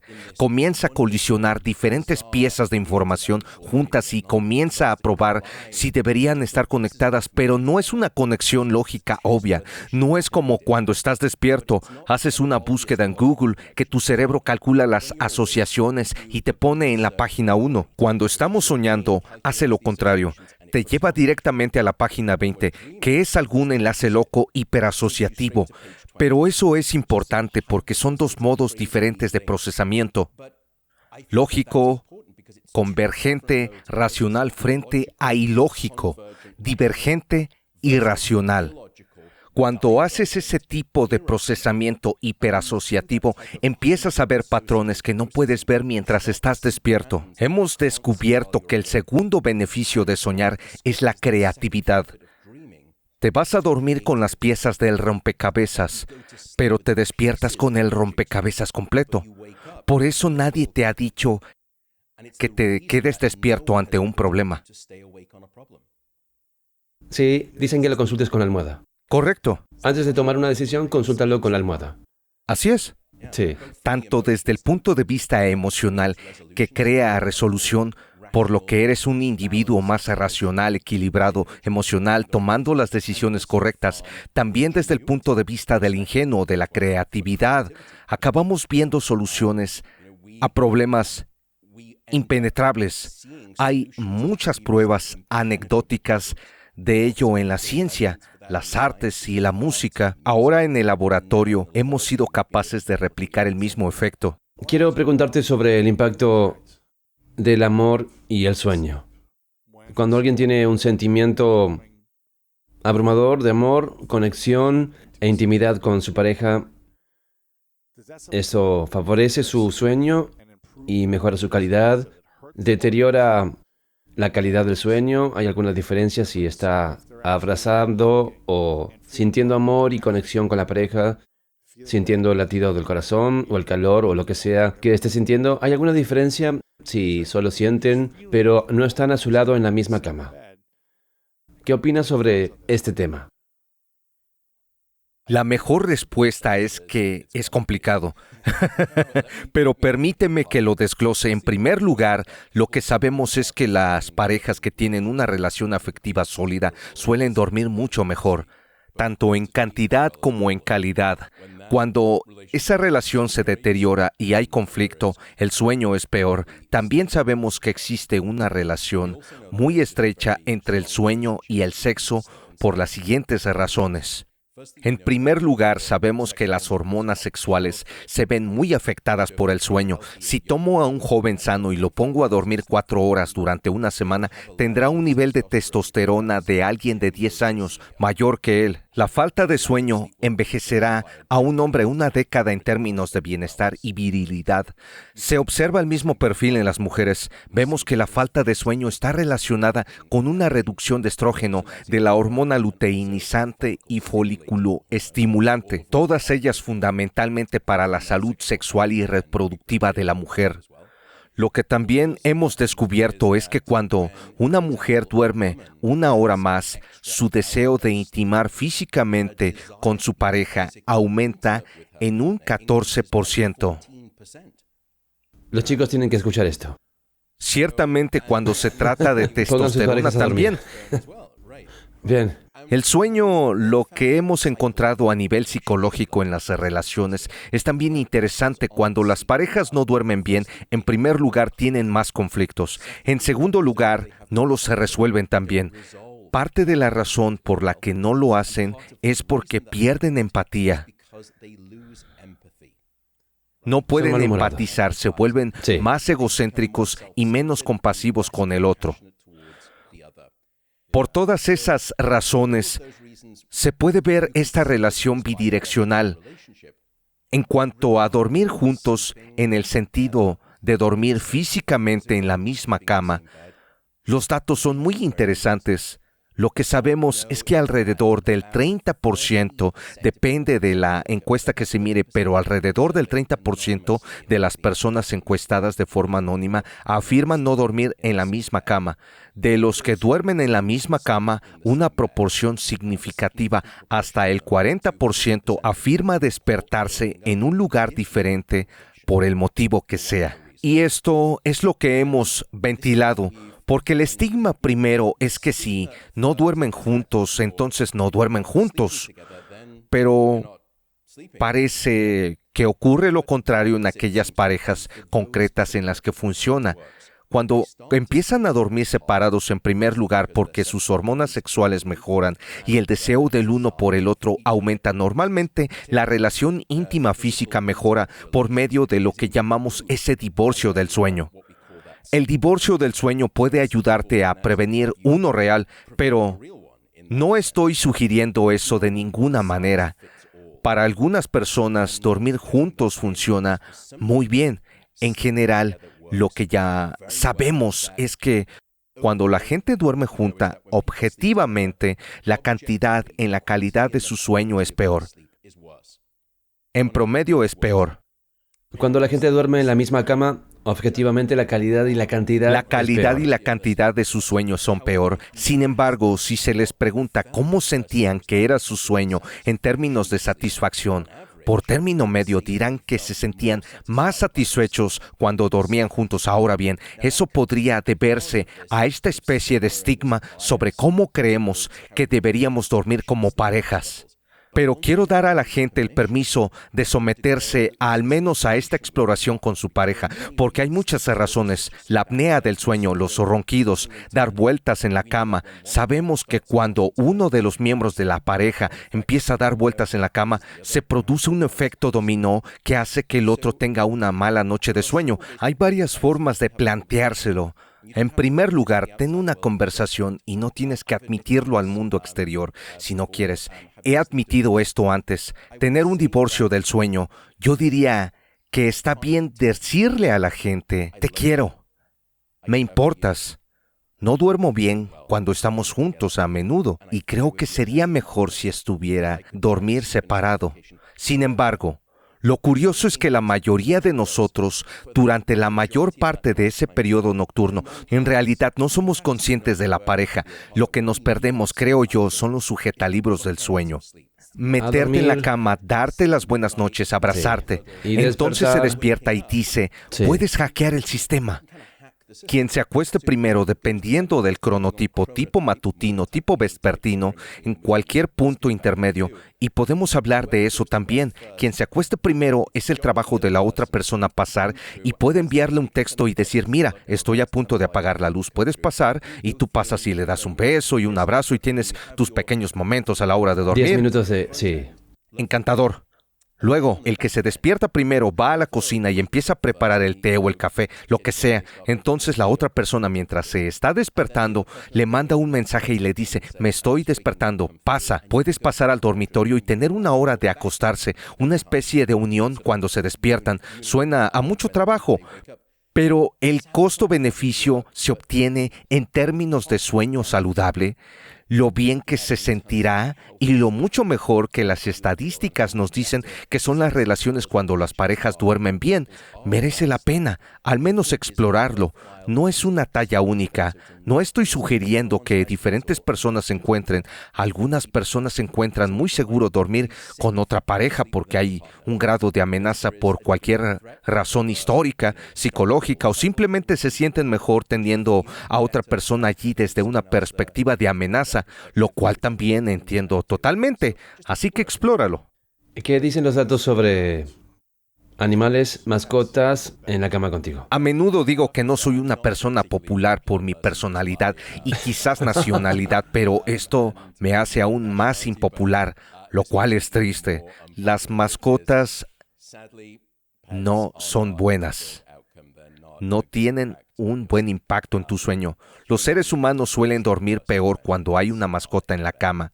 El consejo es, de nuevo, Y si hay tanto amor, tienes ese amor en el corazón, sientes esa conexión y eso te permite irte a dormir tranquilamente. como en persona paz. que también tiene mascotas, perros, gatos y otras especies, ¿Está ese animal en la cama? ¿Está ese animal en la habitación, al lado de la cama? ¿Importa eso? animales en la habitación siempre que estén adiestrados para no despertarte. No ladran, no te pinchan. Exacto, exacto. No es tan malo. Pero si están en la cama no es tan bueno.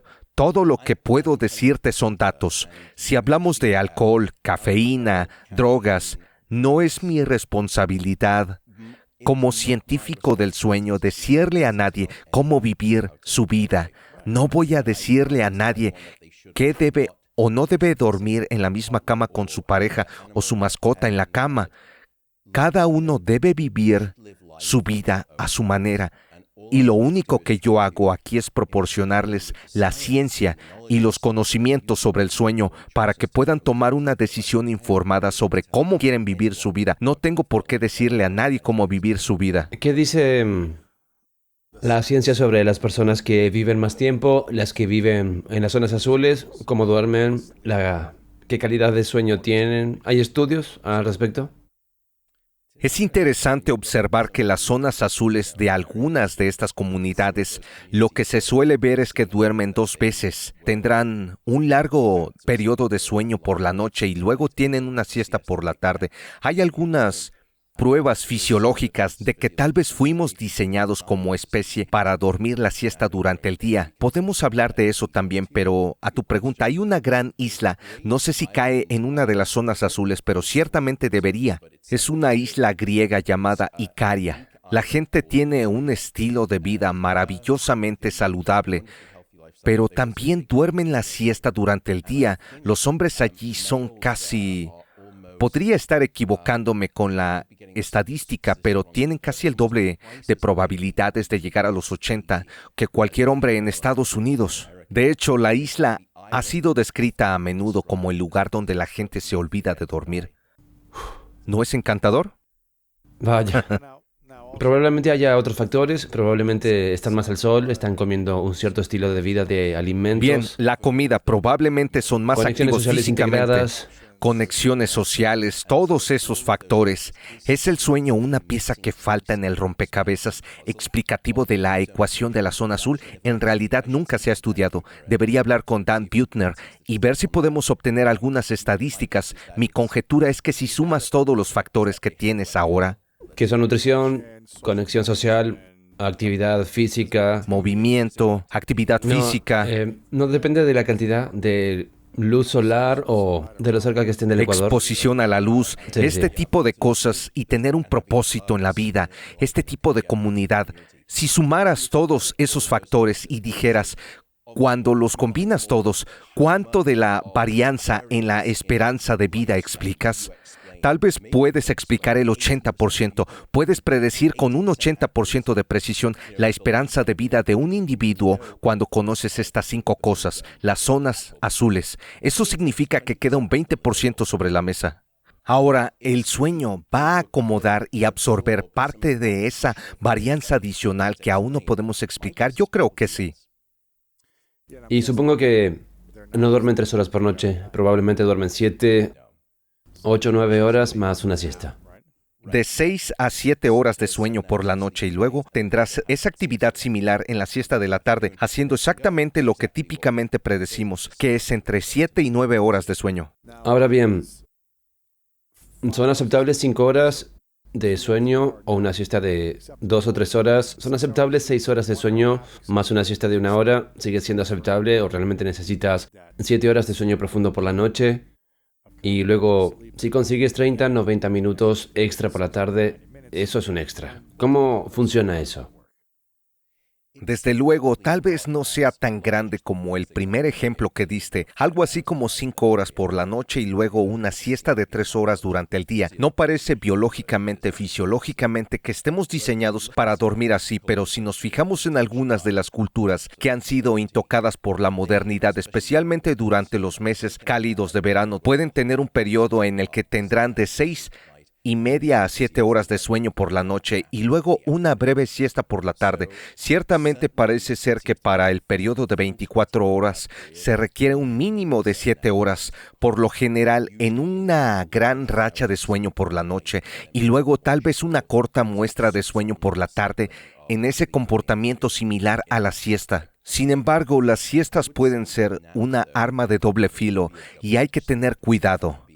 Tanto nosotros como otras personas hemos demostrado que las siestas pueden ser muy beneficiosas para el cerebro y el cuerpo, pueden mejorar el estado de ánimo, las emociones, el aprendizaje y la memoria, pueden reducir la presión arterial y reforzar el sistema inmunitario. Pero las siestas son potencialmente peligrosas porque durante el día, desde el momento en que tú y yo nos levantamos, esta mañana una sustancia química se ha ido acumulando en nuestro cerebro, se llama adenosina. Cuanta más adenosina se acumule, más sueño sentiremos.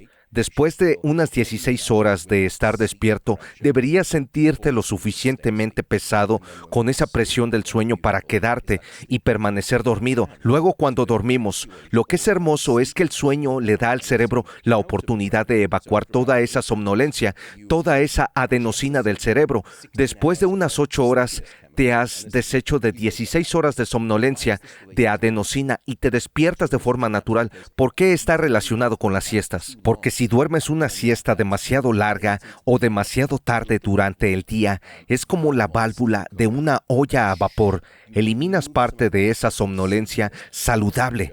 Así que cuando llega el momento de dormirte por la noche o de intentar permanecer dormido, ya no es tan fácil, porque has eliminado parte de esa carga.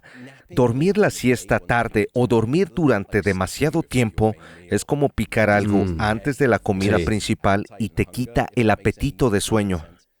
¿Qué es lo más tarde que deberíamos tomar la siesta? ¿Y cuán larga debería ser? Hay que interrumpir la siesta a partir de las 2 p.m., suponiendo que la hora de acostarse sea la típica, aunque puede variar, entonces trata de limitar tus siestas a no más de 20-25 minutos como máximo. La razón es porque si tú duermes más que eso, puedes comenzar a estar en las fases más profundas del sueño. Si te despiertas después de 1 hora, tu cerebro está en la fase profunda y entonces cuando sales de esa siesta, típicamente puedes sentirte peor. Casi tienes lo que llamamos una resaca del sueño. o el término técnico es inercia del sueño, donde te lleva otra hora y media volver a despertarte porque fuiste demasiado profundo. Si tienes problemas para dormir por la noche, no hagas la siesta durante el día. Acumula toda esa somnolencia saludable. Date la mejor oportunidad de conciliar el sueño y permanecer dormido. Pero si puedes dormir siestas y no tienes problemas para dormir, eso puede estar bien. Tal vez cortarlas dependiendo de tu hora de dormir, 2, 3 p.m. y mantenerlas alrededor de 20 minutos. Tengo curiosidad por la dieta y la nutrición y la elección de alimentos y cómo afecta al sueño. Y también el alcohol, yo pondría la cafeína, el tabaco y los cigarrillos como otra categoría. Y quizás hay 3 categorías. Si alguien bebe una taza de café al día o varias tazas o fuma unos cuantos cigarrillos o bebe alcohol, cualquiera de esas categorías, ¿cómo afectaría la calidad y la profundidad del sueño? Aquí es donde me vuelvo aún más impopular. Empecemos con la cafeína, de la que he cambiado mi opinión a lo largo de los años. Te diré que bebas café, lo que suena extraño viniendo de un científico del sueño. Pero solo beberlo antes de cierta hora, supongo, ¿no? La dosis y el momento hacen el veneno. Si hay un eslogan para el café, ese sería el del sueño. La razón es la siguiente. En primer lugar, el café se ha asociado con algunos maravillosos beneficios para la salud. De hecho, la gente a menudo se ha puesto en contacto conmigo y pronto publicaré en mi podcast sobre esto explicándolo con más detalle. Me decían, mira, el café se asocia con muchos beneficios para la salud. De hecho, muchos de los que se asocian el sueño. Sabemos que la cafeína no es buena para dormir. ¿Cómo se concilia esta paradoja? Parece contraintuitivo. Hay una respuesta muy sencilla de una sola palabra: antioxidantes.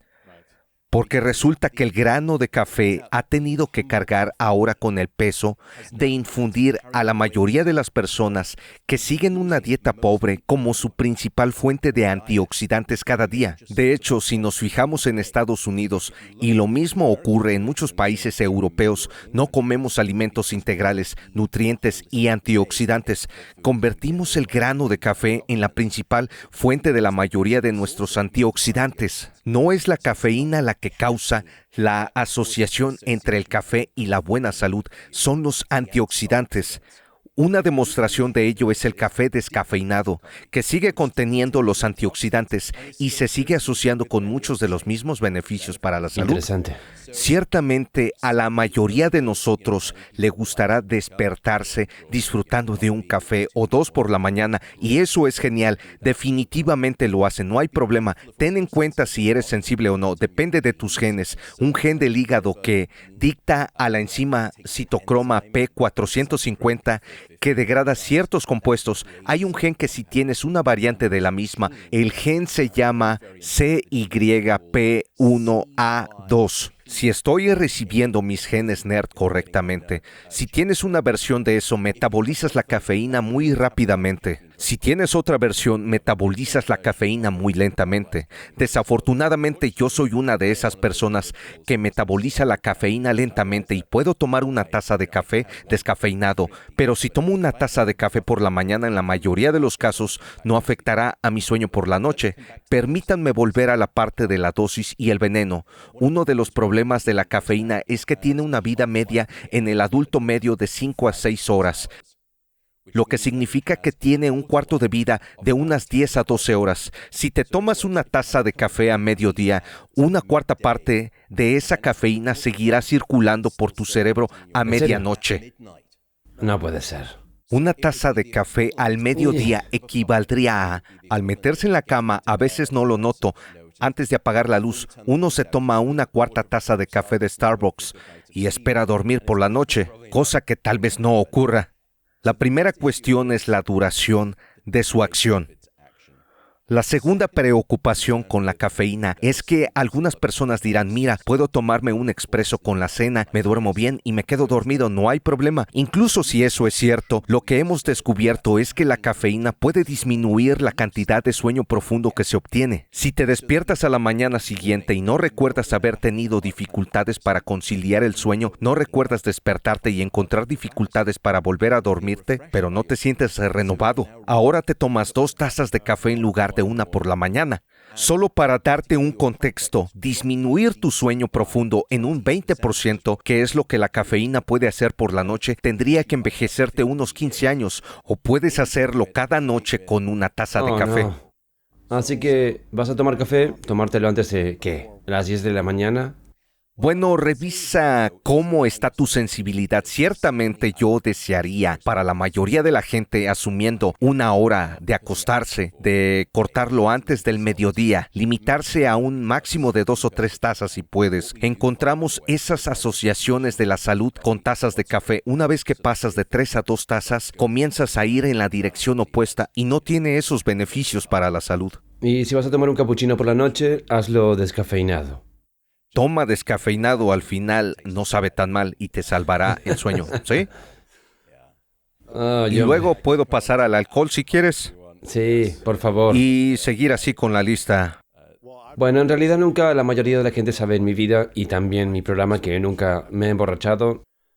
He tenido sorbos de alcohol en mi vida. No tomé ni un sorbo en 4 años de universidad porque me comprometí a ser un mejor atleta y tener un mejor rendimiento cuando todos mis compañeros de equipo bebían los fines de semana y podía ver que estaban flojos al día siguiente en los entrenamientos. Yo pensaba, este es mi camino. Y yo estaba como, ¿por qué empezar después de la universidad? Tal vez tome unos Baileys con un hielo 1 o 2 veces al año y solo un sorbo y eso es todo. Rebelde, Luis, Lo sé, escúchate. lo sé, ¿verdad?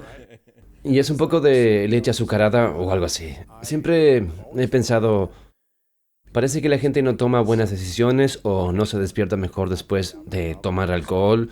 Sabía que necesitaba ventajas en mi vida en lugar de cuando mi vicio es el azúcar, que probablemente sea la siguiente cosa de la que hables. ¿Cómo afecta el alcohol al sueño? E importa la reacción en el momento. Yo también debo admitirlo de entrada. Soy como tú, no soy un gran bebedor, lo que significa que deberían haberme retirado el pasaporte británico hace tiempo, porque es un derecho de nacimiento de muchos. Lo que sabemos es que el alcohol perjudica el sueño al menos en 4 formas diferentes, o tiene 4 consecuencias. La primera es cuando la gente dice, mira, me tomo un par de copas por la noche y me ayuda a dormir. El problema es que el alcohol pertenece a una clase de drogas sedantes. Sedar no es dormir. Pero cuando te tomas un par de copas por la noche, confundes lo primero con lo segundo. La sedación es cuando las células cerebrales se desconectan y esencialmente no están noqueando tu corteza. Pero cuando entras en un sueño profundo es muy diferente. El sueño profundo es un momento en el que cientos de miles de células cerebrales se coordinan de repente para disparar. Es diferente a cualquier otro momento que vemos durante 24 horas. Todas estas células cerebrales se disparan juntas, se callan juntas, se disparan juntas y todas se callan. Es un ballet fisiológico espectacular. Este tipo de sueño es muy diferente a la sedación. Ese es el primer problema. El segundo problema es que el alcohol fragmentará tu sueño, de modo que te despertarás muchas veces a lo largo de la noche. Llevo el anillo Oura y también estoy relacionado con la empresa, pero mucha gente dirá con sus datos de Oura, después de haber bebido algo por la noche, veo que mi sueño está diezmado, estoy muy pendiente con todos estos despertares. Eso es lo que llamamos fragmentación del sueño. Eso es mala calidad del sueño. La calidad del sueño es tan importante como la cantidad de sueño.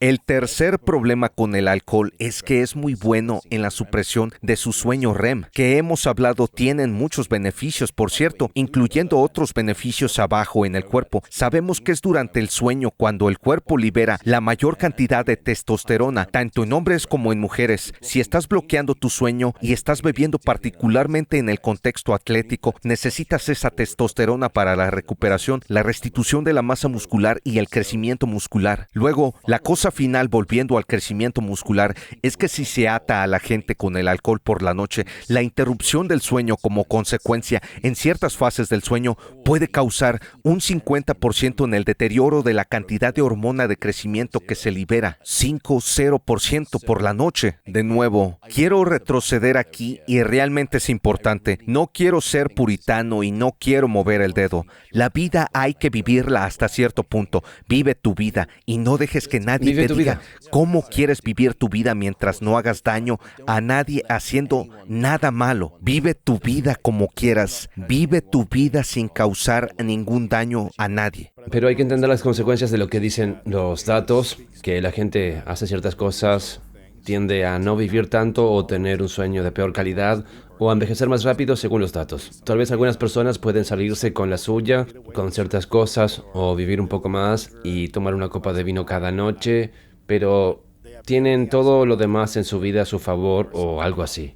Tal vez las opciones que dices, ya sabes, preferiría vivir una vida más corta Bien. con menos sueño. Bien. Vivirlo en mis términos. Y Cierto, a mi pero manera. lo que no desearía es que lo hicieran sin querer o sin saberlo. Una vez que hayas sido inculcado con ese conocimiento y sigas queriendo tomar esa decisión, si esa es la bandera que alzas, yo la saludaré todos los días. Solo quiero que al menos tengas las pruebas para que luego puedas hacer lo que quieras. Ese es todo mi trabajo. Basándote en los datos, ¿cuál dirías que sería tu cantidad adecuada de alcohol que alguien podría beber semanalmente y que no afectaría demasiado a su sueño? No sería lo mejor, pero sería como, ok, esto es factible, hay un par de copas a la semana, un vaso por la noche, un vaso a la semana, es una copa de vodka a la vez, ¿qué es? Incluso hemos visto que una copa de vino por la noche tiene su efecto. Un vaso de vino cada noche tendrá su En efecto. realidad no hemos hecho los estudios donde repetimos por múltiples ¿Solo un vaso? noches. Un solo vaso cambiará la composición de tu sueño esa noche. Y si lo haces todas las noches, un vaso probablemente tenga efectos compuestos. La sospecha es que puede tener consecuencias perjudiciales y creo que el consejo políticamente incorrecto que nunca daría en un podcast sería el siguiente, que deberías ir al bar por la mañana y así el alcohol está fuera de tu sistema antes de Bien, la noche. bien, bien. Nunca sugeriría eso. Solo estamos tú y yo aquí, no hay nadie más. Exactamente. Si alguien quisiera tomarse un vaso de vino durante la comida, digamos entre las 12 y las 3 p.m., y se acostara a las 10 o a la medianoche, ¿cómo afectaría eso a su sueño? Es posible que dependiendo de la eficacia del hígado, los riñones y la graduación del alcohol se haya metabolizado y eliminado del organismo lo suficiente como para que no afecte el sueño. Pero no conozco a nadie que haya intentado realmente hacer las curvas de respuesta a la dosis de esa pregunta, que es, vamos a empezar con esta prueba del alcohol 10% o bebidas alcohólicas 40% o cervezas 7, lo que sea. Luego vamos a hacer eso y ver el impacto. Luego hagamos marchar esa dosis desde la tarde cada vez más y más cerca del sueño y veamos si el detrimento del sueño es una relación lineal que cuanto más te acercas, peor es la consecuencia del sueño, o se trata de una curva exponencial, como una rampa ascendente en la que no tiene demasiado efecto por la tarde, pero en las 2 últimas horas, y especialmente en la última hora, o en las 3 últimas horas cuando se aumenta, cuando se produce un impacto monumental en el sueño. No sé si eso tiene sentido. Ese sería el estudio que me gustaría hacer. Es inmensamente costoso y tal vez nadie quiera financiar ese estudio. Cierto. ¿Y qué hay de el impacto de los cigarrillos, los cigarros o los hongos u otro tipo de drogas que ahora se están popularizando, como la de los hongos?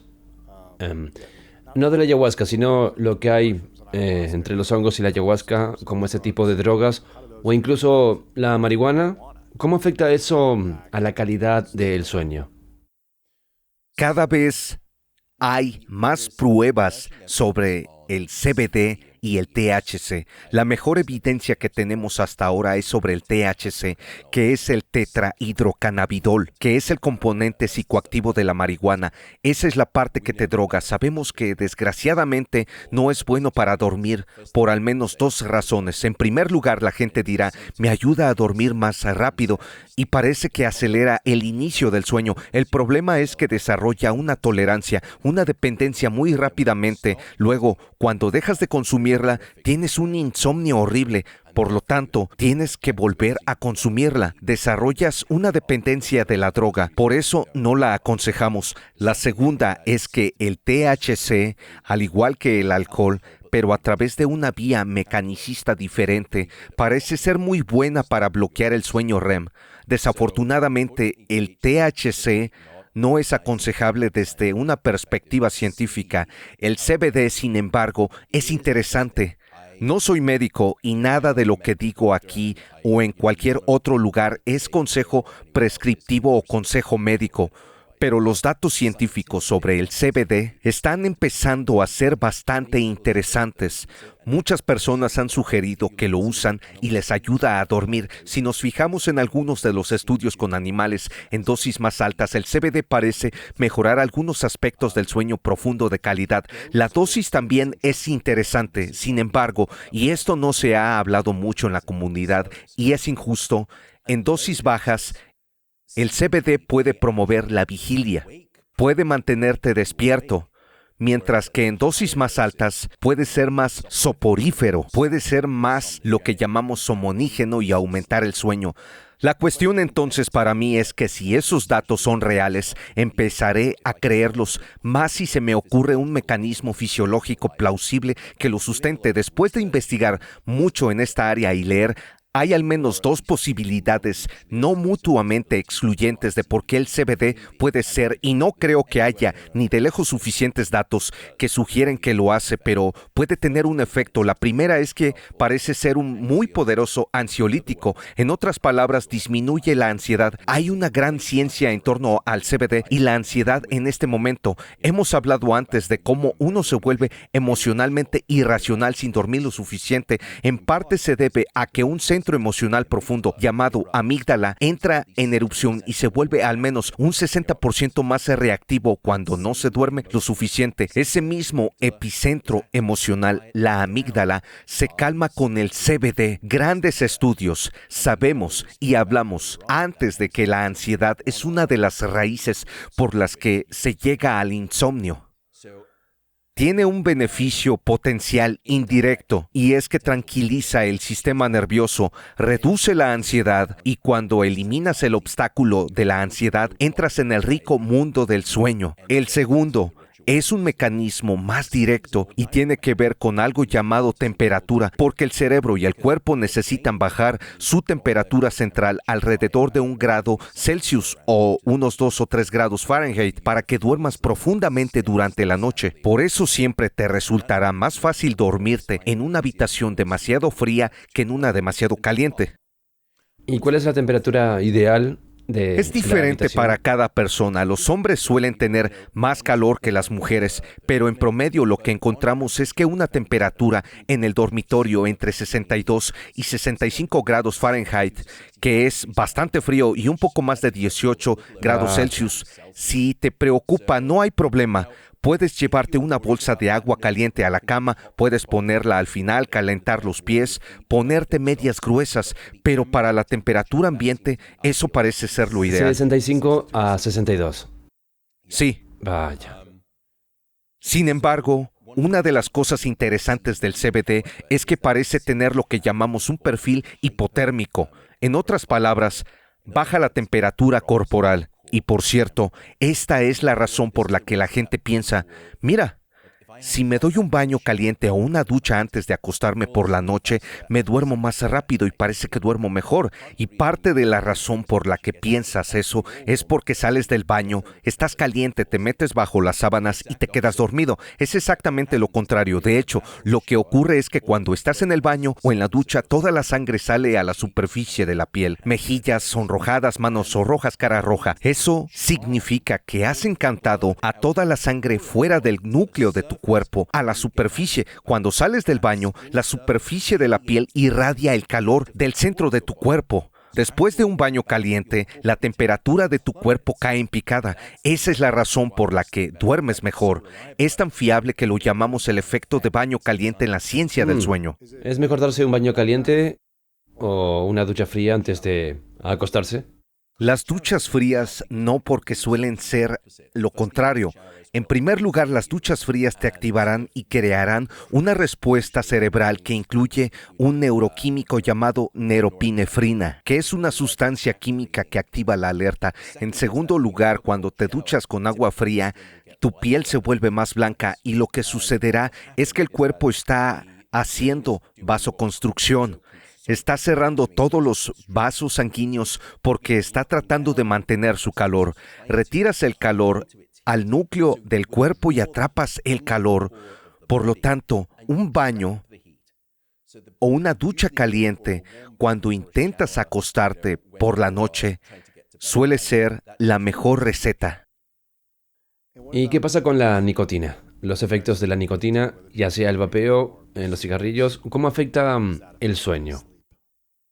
La nicotina es una sustancia química muy activadora. Es lo que llamamos un estimulante psicoactivo. El café es un estimulante psicoactivo también, pero funcionan a través de mecanismos muy diferentes.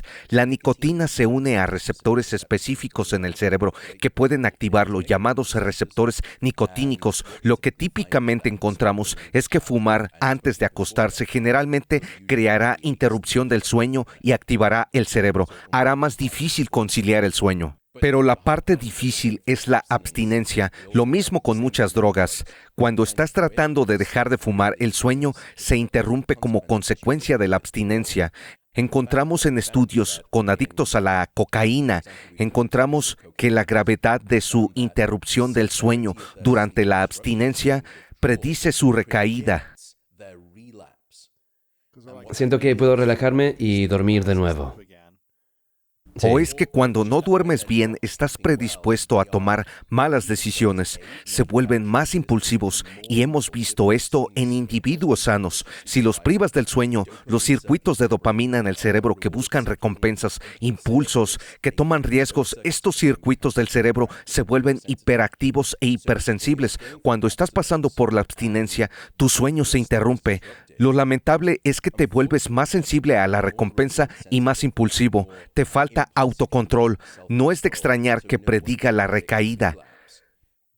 Pero lo bueno es que si ese es el caso, podemos usar la terapia del sueño como una forma de intervenir durante la abstinencia para ver si podemos apoyar y reforzar el sistema para que no caiga presa de la recaída debido a la interrupción del sueño inducida por la abstinencia. ¿Tiene sentido? Sí, claro. Así que si alguien estuviera vaporizando o fumando cigarrillos, ¿habría una hora límite? ¿Deberían parar una hora en el día si quisieran dormir mejor? ¿O es que si están tomando nicotina, en cualquier momento del día te va a afectar por la noche? La nicotina suele tener una vida media más corta en cuanto a su actividad, a diferencia de la cafeína que tiene una vida media bastante larga y el alcohol también. La proximidad al sueño que puede tener que cortarla puede ser más corta como consecuencia para mantenerte alerta. Por lo general, va a ser una cosa activadora y lo vemos todo el tiempo. Puede ser un potente perturbador del sueño. ¿Y qué pasa con el azúcar y la dieta americana estándar, la dieta SAD? ¿Cómo afecta a nuestro sueño? Por desgracia, no es genial. Parece que soy el dispensador de la fatalidad y la pesadumbre. Portador de malas noticias todos los días. Sí, lo sé, me siento como Eeyore de Winnie the Pooh. Oh, todo el tiempo es terrible, pero hay un vínculo muy fuerte entre tu sueño y lo que estás comiendo. Hay un vínculo igualmente fuerte entre lo que estás comiendo y cómo duermes. Tal vez podamos tomar ambos. En realidad, hay menos pruebas con respecto a la primera pregunta, ¿cómo afecta lo que comes a tu sueño? Lo que sabemos con certeza es que las dietas altas en azúcar y bajas en fibra típicamente resultan en un peor sueño, especialmente si se consume azúcar en las últimas horas de sueño.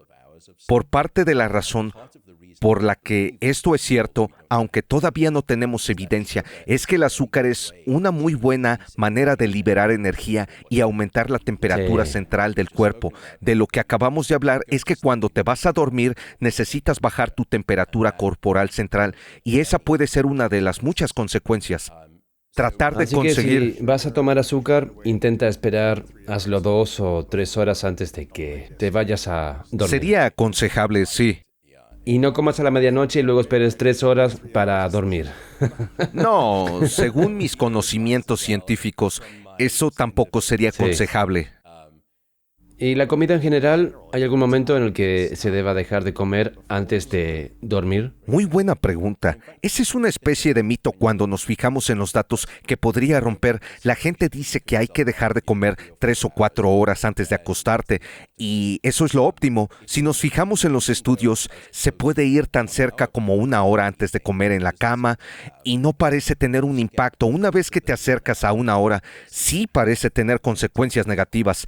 Además, ten cuidado con el reflujo ácido. Esa es otra cosa. Si tienes una comida pesada y luego te acuestas, mucha gente tendrá ese reflujo que le despertará durante la noche. Esa es otra razón para no comer mucho ni demasiado tarde. Sí, hace un par de noches no había comido pizza en mucho tiempo y soy un gran pizzero. Y comí una pizza.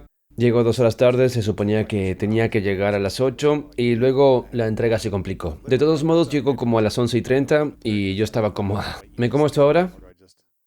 O me lo como mañana o algo así. Y pensé que tal vez me como un pedazo. Y luego me comí casi todo. Y a la mañana siguiente me desperté y me sentí como ese tipo de acidez, la sensación, y yo estaba como...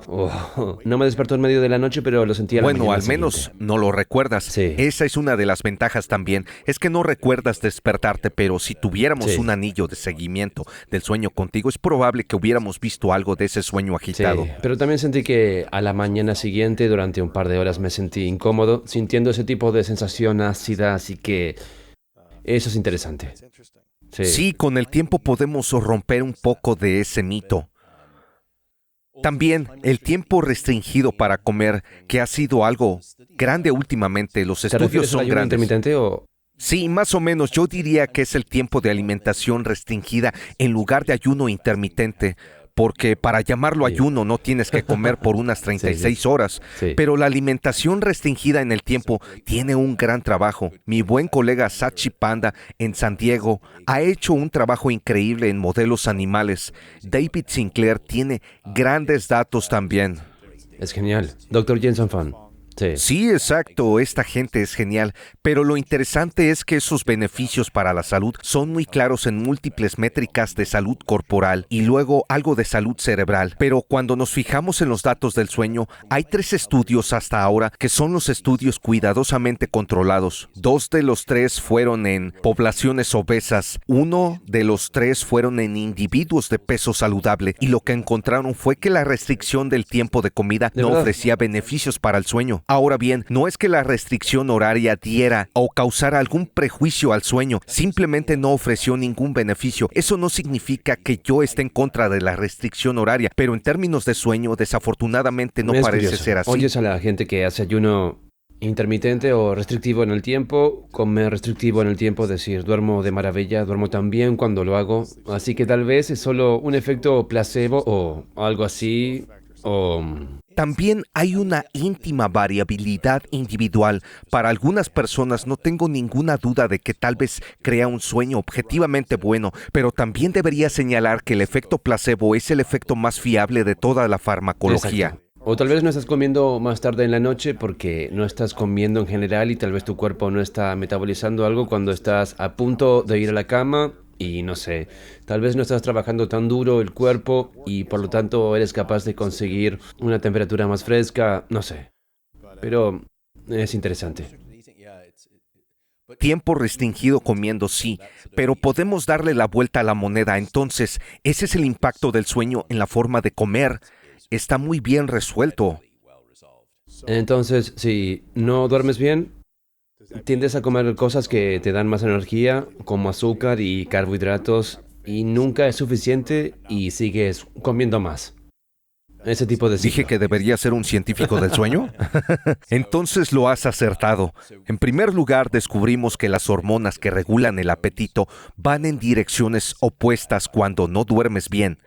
En primer lugar, hay dos hormonas clave que regulan el apetito, la leptina y la grelina, de las que ya hemos hablado en el programa. La leptina es la hormona de la saciedad y señala a tu cerebro que estás saciado y por lo tanto normalmente no quieres comer más. Estás satisfecho con lo que has comido. La grelina, por otro lado, es la hormona del hambre que dirá, no estoy satisfecho con mi comida, quiero comer más. Y cuando no duermes lo suficiente, los niveles de leptina, que es la señal de saciedad, el estoy lleno, estoy a gusto con mi comida, disminuye. Y por si fuera poco, los niveles de grelina aumentan, se pierde la señal de sensación de saciedad y aumenta la señal de hambre. Y no es de extrañar que, como consecuencia, las personas que no duermen lo suficiente consuman entre 200 y 300 calorías más al día. Eso se puede sumar día tras día, semana tras semana, mes tras mes, dependiendo de cómo lo calcule. Podrían ser 40,000 calorías extras al año, lo que podría suponer entre 4 y 7 libras de masa obesa que se añaden cada año por no dormir lo suficiente. Lo segundo que descubrimos es que no solo se come más, sino que lo que quieres comer cambia.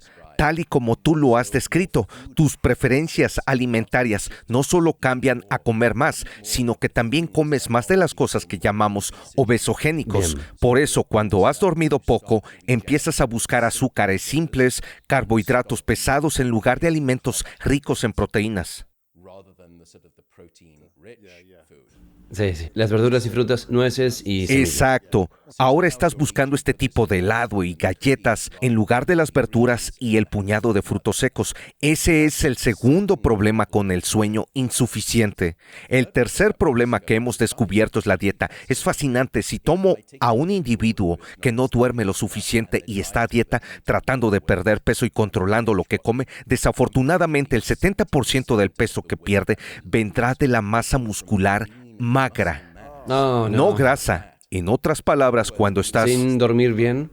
sin dormir adecuadamente, cuando se duerme un poco un conjunto de individuos, esto es lo que vemos. En otras palabras, cuando no estás durmiendo lo suficiente, pero estás a dieta, te aferras a lo que quieres perder, pero la grasa que Dios. pierdes es lo que quieres conservar, que es el músculo. ¿Tiene sentido?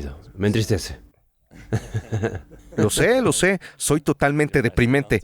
Por eso te digo que soy tan impopular, soy una pesadilla. No es un Necesitamos juego esta de información. palabras. Sí, exactamente. Necesitamos esta información para ayudarnos a mejorar nuestra calidad de vida y esa es la misión. Servir a la gente con información correcta, con los datos correctos, con la ciencia correcta que pueda ayudarles. Si pueden hacer una cosa para mejorar, aunque solo sea un poco, eso les ayudará en general. Tal vez no van a ser capaces de aplicar todas estas estrategias, pero es como si hubiera 3 cosas que alguien podría hacer para mejorar su sueño esta noche. Solo 3 cosas. ¿Cuáles serían esas 3 cosas para ti? Más allá de lo que hemos hablado, que es una especie de alcohol, la cafeína y ser consciente de ello, yo diría en primer lugar, la regularidad. Si hay algo que te llevas de este podcast con respecto al sueño, es la regularidad. Acuéstate a la misma hora y levántate a la misma hora. No importa si es entre semana o fin de semana. La regularidad es el rey. No me gusta dar reglas. La gente no responde a las reglas. La gente responde a razones, no a reglas. Intentaré explicar la regla, por así decirlo. La razón es porque tu cerebro tiene un reloj maestro de 24 horas dentro de él. Se encuentra justo en el medio de tu cerebro. Se llama núcleo supraquiasmático. Espera regularidad y trabaja mejor en condiciones de regularidad, incluyendo la regularidad de tu horario de sueño. Si le das regularidad, la regularidad es el rey. Aclara tu sueño y mejorará la cantidad y la calidad del mismo. De acuerdo. El segundo Wow. consejo es tener una rutina para relajarse.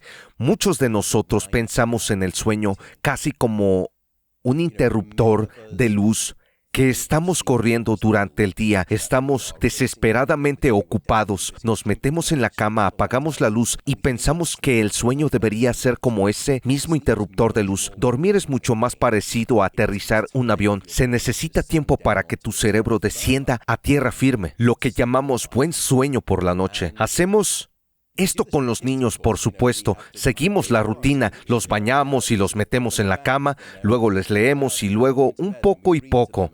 Y te desvías de esta rutina de relajación. Normalmente ocurrirán cosas malas. De verdad.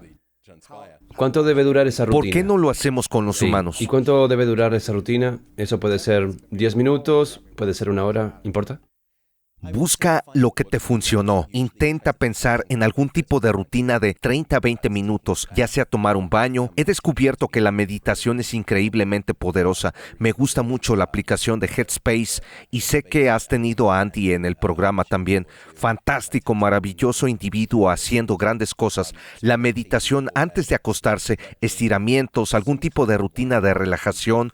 Otras cosas que puedes hacer es tener un diario de preocupaciones. Simplemente siéntate y 2 horas antes de acostarte, no lo hagas justo antes de acostarte con papel y un lápiz. Escribe todo lo que te pasa por la cabeza. Es una catarsis y es vomitar Claro, toda claro. tu ansiedad en la página. Sí. Para que no duermas con eso y forma parte de tu rutina de relajación. Encuentra algo que funcione para ti, pero una rutina de Sí. relajación es crítica. El último consejo que daría, el tercero, es que después de una mala noche de sueño, si estás luchando contra un ataque de insomnio, el mejor consejo es que no hagas nada. No te levantes más tarde. No te acuestes más temprano. No duermas la siesta durante el día. Y no bebas más café. Te explicaré. Si te levantas más tarde porque piensas, bueno, he tenido una noche de sueño tan mala que necesito dormir un poco más para compensar, porque te despiertas más tarde cuando llega la hora de acostarte, normalmente más tarde esa noche, porque has estado despierto menos tiempo del que lo harías normalmente, no estás tan cansado. Entonces, ¿qué ocurre? Te metes en la cama porque piensas, he pasado una mala noche de sueño y quiero que esta sea buena. Ahora estás dando vueltas en la cama y tienes otra mala noche de sueño porque te has levantado demasiado tarde en la mañana. Lo mismo ocurre con acostarse demasiado pronto. Piensas, bueno, mi hora de acostarse es, digamos, que son las 11 de la noche. Esta noche me voy a acostar a las 10 porque he dormido muy mal. Resiste. No lo hagas porque tu ritmo circadiano, tu ritmo natural de 24 horas, no querrá que te vayas a la cama hasta las 11 de la noche. Pero te metes en la cama a las 10, estás completamente despierto y ahora tienes otra mala noche. La siesta de la que ya hemos hablado te quita las ganas de dormir y obviamente no intentes compensarlo con cafeína, porque tendrás más cafeína en el organismo, lo que significa que la noche siguiente estarás más alerta y despierto. Suena extraño decirlo, pero después de una mala noche de sueño, mantén el rumbo, haz lo que haces normalmente. Por cierto, otro consejo extraño, muchos tenemos una alarma para despertarnos. ¿Por qué no tenemos una para acostarnos? ¿Quieres decir como una alarma que nos dice a la hora de irnos a la cama? Sí, ponlo 30 minutos antes de acostarte y Interesante. Ese es tu último tiempo de relajación, ¿no? ese es tu tiempo de relajación. E incluso si eso solo significa que 2 de las 7 noches de la semana acabas yéndote a la cama un poco antes a tiempo, entonces ese es un gran truco. La otra cosa es que yo diría que quites todos los relojes de tu dormitorio, porque si te despiertas y estás teniendo una mala noche, saber qué hora es no va a ayudar en absoluto. No va a cambiar nada. Quita todos los relojes. Ten una alarma para irte a la cama. La otra cosa es, por cierto, es prepararte para ir a la cama. La mayoría de la gente termina de ver Netflix y luego empieza a cepillarse los dientes, se quitan el maquillaje y se cambian. En lugar de eso, antes de sentarte a ver la televisión, cepíllate los dientes, cámbiate, prepárate para ir a la cama. Lo que es genial es que cuando tengas sueño en el sofá y apagues la televisión, te vas a ir directamente a la cama. Si lo sumas noche tras noche, mes tras mes, es como el interés compuesto de un préstamo. Incluso pequeños pellizcos de sueño extra pueden tener un beneficio compuesto a largo plazo. ¿Lo ves? ¿Tiene algún sentido? Tiene mucho sentido. Y supongo también, ¿qué pasa con la luz en la habitación? Asegúrate de tener persianas Sí. oscuras. ¿Cómo te afecta eso? Gran pregunta. Sí, otro consejo es la oscuridad. Somos una sociedad privada de oscuridad en esta era y necesitamos oscuridad por la noche para desencadenar la liberación de una hormona llamada melatonina. En la última hora antes de acostarte, apaga la mitad de las luces de tu casa y te sorprenderá el sueño que te produce. Puedes ir aún más lejos, puedes atenuar 3/4 partes de las luces e intentar mantenerte alejado de las pantallas. Los datos sobre las pantallas han dado un giro últimamente. Al principio pensábamos que la luz azul LED era mala, y lo es. Es la peor forma de luz en términos de bloqueo de la melatonina. Los amarillos y la longitud de la onda roja de la luz, que no es tan dura en el bloqueo de la melatonina, la luz fría azul, que es el tipo más bajo de longitud de onda del espectro de la luz, es especialmente perjudicial para la melatonina. Pero lo que hemos empezado a darnos cuenta a partir de grandes estudios, que tal vez no es tanto la luz, es que estos dispositivos se están activando y están diseñados para capturar la atención. Cerebro. Sí, sí. Correcto. Gamificación. Gamificación. Ponme en marcha, activa mi cerebro. Tienes sueño y te irá bien meterte en la cama y dormirte, pero como estás usando el dispositivo, este actúa como un agente enmascarador y te estimula para que te despiertes, a pesar de que en el fondo tienes muchas ganas de dormir. Esa es una de las razones por las que esos dispositivos pueden tener un impacto tan nocivo. A diferencia de algunos expertos en sueño, el genio de la tecnología ha salido de la botella y no volverá a entrar pronto. No lo es, no lo es. Sí. No tiene sentido que digas si la invasión de la tecnología en el dormitorio ha perjudicado nuestro sueño. Creo que sí. Sin embargo, la tecnología puede convertirse en una salvación para que volvamos a conciliar el sueño. Y hay todo un episodio aparte que podríamos hacer sobre el sueño y la tecnología.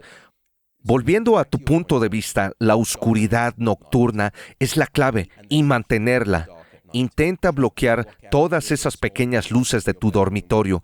Las cortinas opacas son geniales. Si no puedes, ponte una máscara. Los tapones para los oídos son estupendos para ayudar a disipar el sonido en un entorno ruidoso. Todas esas cosas son estupendas. Vale. Me encanta esto. Es poderoso. Tengo un par de preguntas finales para ti. Podría continuar durante mucho tiempo porque creo que es fascinante, pero cuando estés en Los Ángeles tendremos que hacer otra en persona. Me encantaría estar ahí contigo. Para aquellos que quieran más, tienes un nuevo podcast, el podcast de Matt Walker, y tienes un libro increíble, ¿Por qué dormimos? La nueva ciencia del sueño.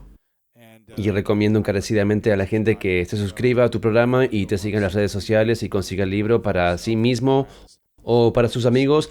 También eres sleepdiplomat.com, el doctor Sí, Matt también Walker. puedes encontrarme. Sí, es Sleep Diplomat en Instagram, que suele ser el mejor lugar para conectar conmigo. Es Dr. Matt Walker, DrMattWalker. Perfecto, sí. Un par de preguntas finales para ti antes de terminar. Eso se llama la pregunta de las 3 verdades. Escenario hipotético, me encantaría que imaginaras que es tu último día en la Tierra dentro de muchos años. Has dormido hasta los 200 años y has hecho todo lo correcto y has logrado todos tus grandes sueños en la vida. Has visto hacerse realidad todo lo que querías que se hiciera realidad, Matt. Y por la razón que sea, todo tu contenido que has creado y puesto en el mundo tiene que irse contigo o se va a otro lugar. Pero ya nadie tiene acceso a la información. Es un escenario hipotético, pero tienes un trozo de papel y un bolígrafo y te pones a escribir 3 cosas para ser verdad, las grandes lecciones que aprendiste en tu vida y que dejarías atrás.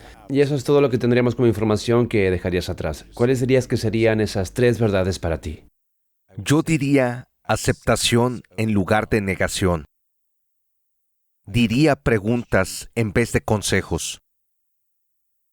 Y diría, Autocompasión en vez de embrutecimiento. Esas son poderosas. Muy Y he poderosas. sido culpable de todas ellas. Creo que probablemente todos lo Cada hemos uno, sido. ¿sí? Sí, probablemente todos hemos sido culpables y creo que por eso es tan importante ver a la otra cara de la moneda y lo importante que es dejar ir esas cosas y ser más conscientes. Así que esas son grandes verdades. Sí, todavía no soy perfecto en ningún sentido, pero sí, Sí. esas serían. Pero eres consciente y lo practicas, así que eso es algo Inténtalo. hermoso. Quiero agradecerte, Matt, por aparecer y estar obsesionado con esta ciencia y estos datos y hacer de esto una misión tuya para aprender cómo podemos sanar, aprender cómo podemos vivir mejor, más tiempo, vida más saludables y darnos los datos, darnos la ciencia y hacer de esto parte de la misión de tu vida para ayudar a la gente a vivir mejor. Creo que eres tú quien dice el sueño, a excepción del oxígeno, es el factor clave para la productividad, la salud, es el estado de ánimo, la felicidad y la longevidad.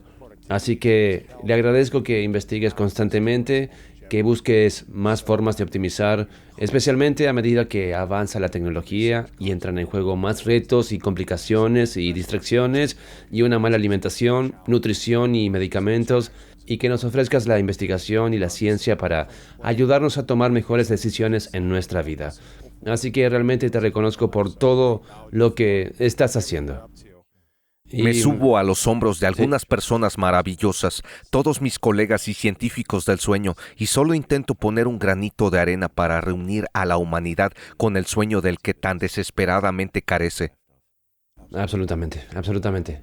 De nuevo, quiero asegurarme de que la gente se suscriba, consiga el libro, te vea en las redes sociales. Asegúrate de dejar saber a Dr. Walker cuáles son tus pensamientos acerca de esto. Deja un comentario en YouTube o envíale un mensaje en Instagram y Twitter y si estás escuchando el audio. Y mi pregunta final para ti es, ¿cuál es tu definición de grandeza? Sorprendente servicio a los demás. Ahí lo tienes. Dr. Matthew Walker, gracias por estar aquí, te lo agradezco. Muchas gracias por recibirme. Es un privilegio y un placer hablar contigo, Luis. La forma en que vemos la competencia es un conflicto entre ganador y perdedor, ya sean dos equipos deportivos, ganador y perdedor, lo que sea. Pero no, la definición original de competencia es esforzarse juntos. ¿Qué ¿de significa eso?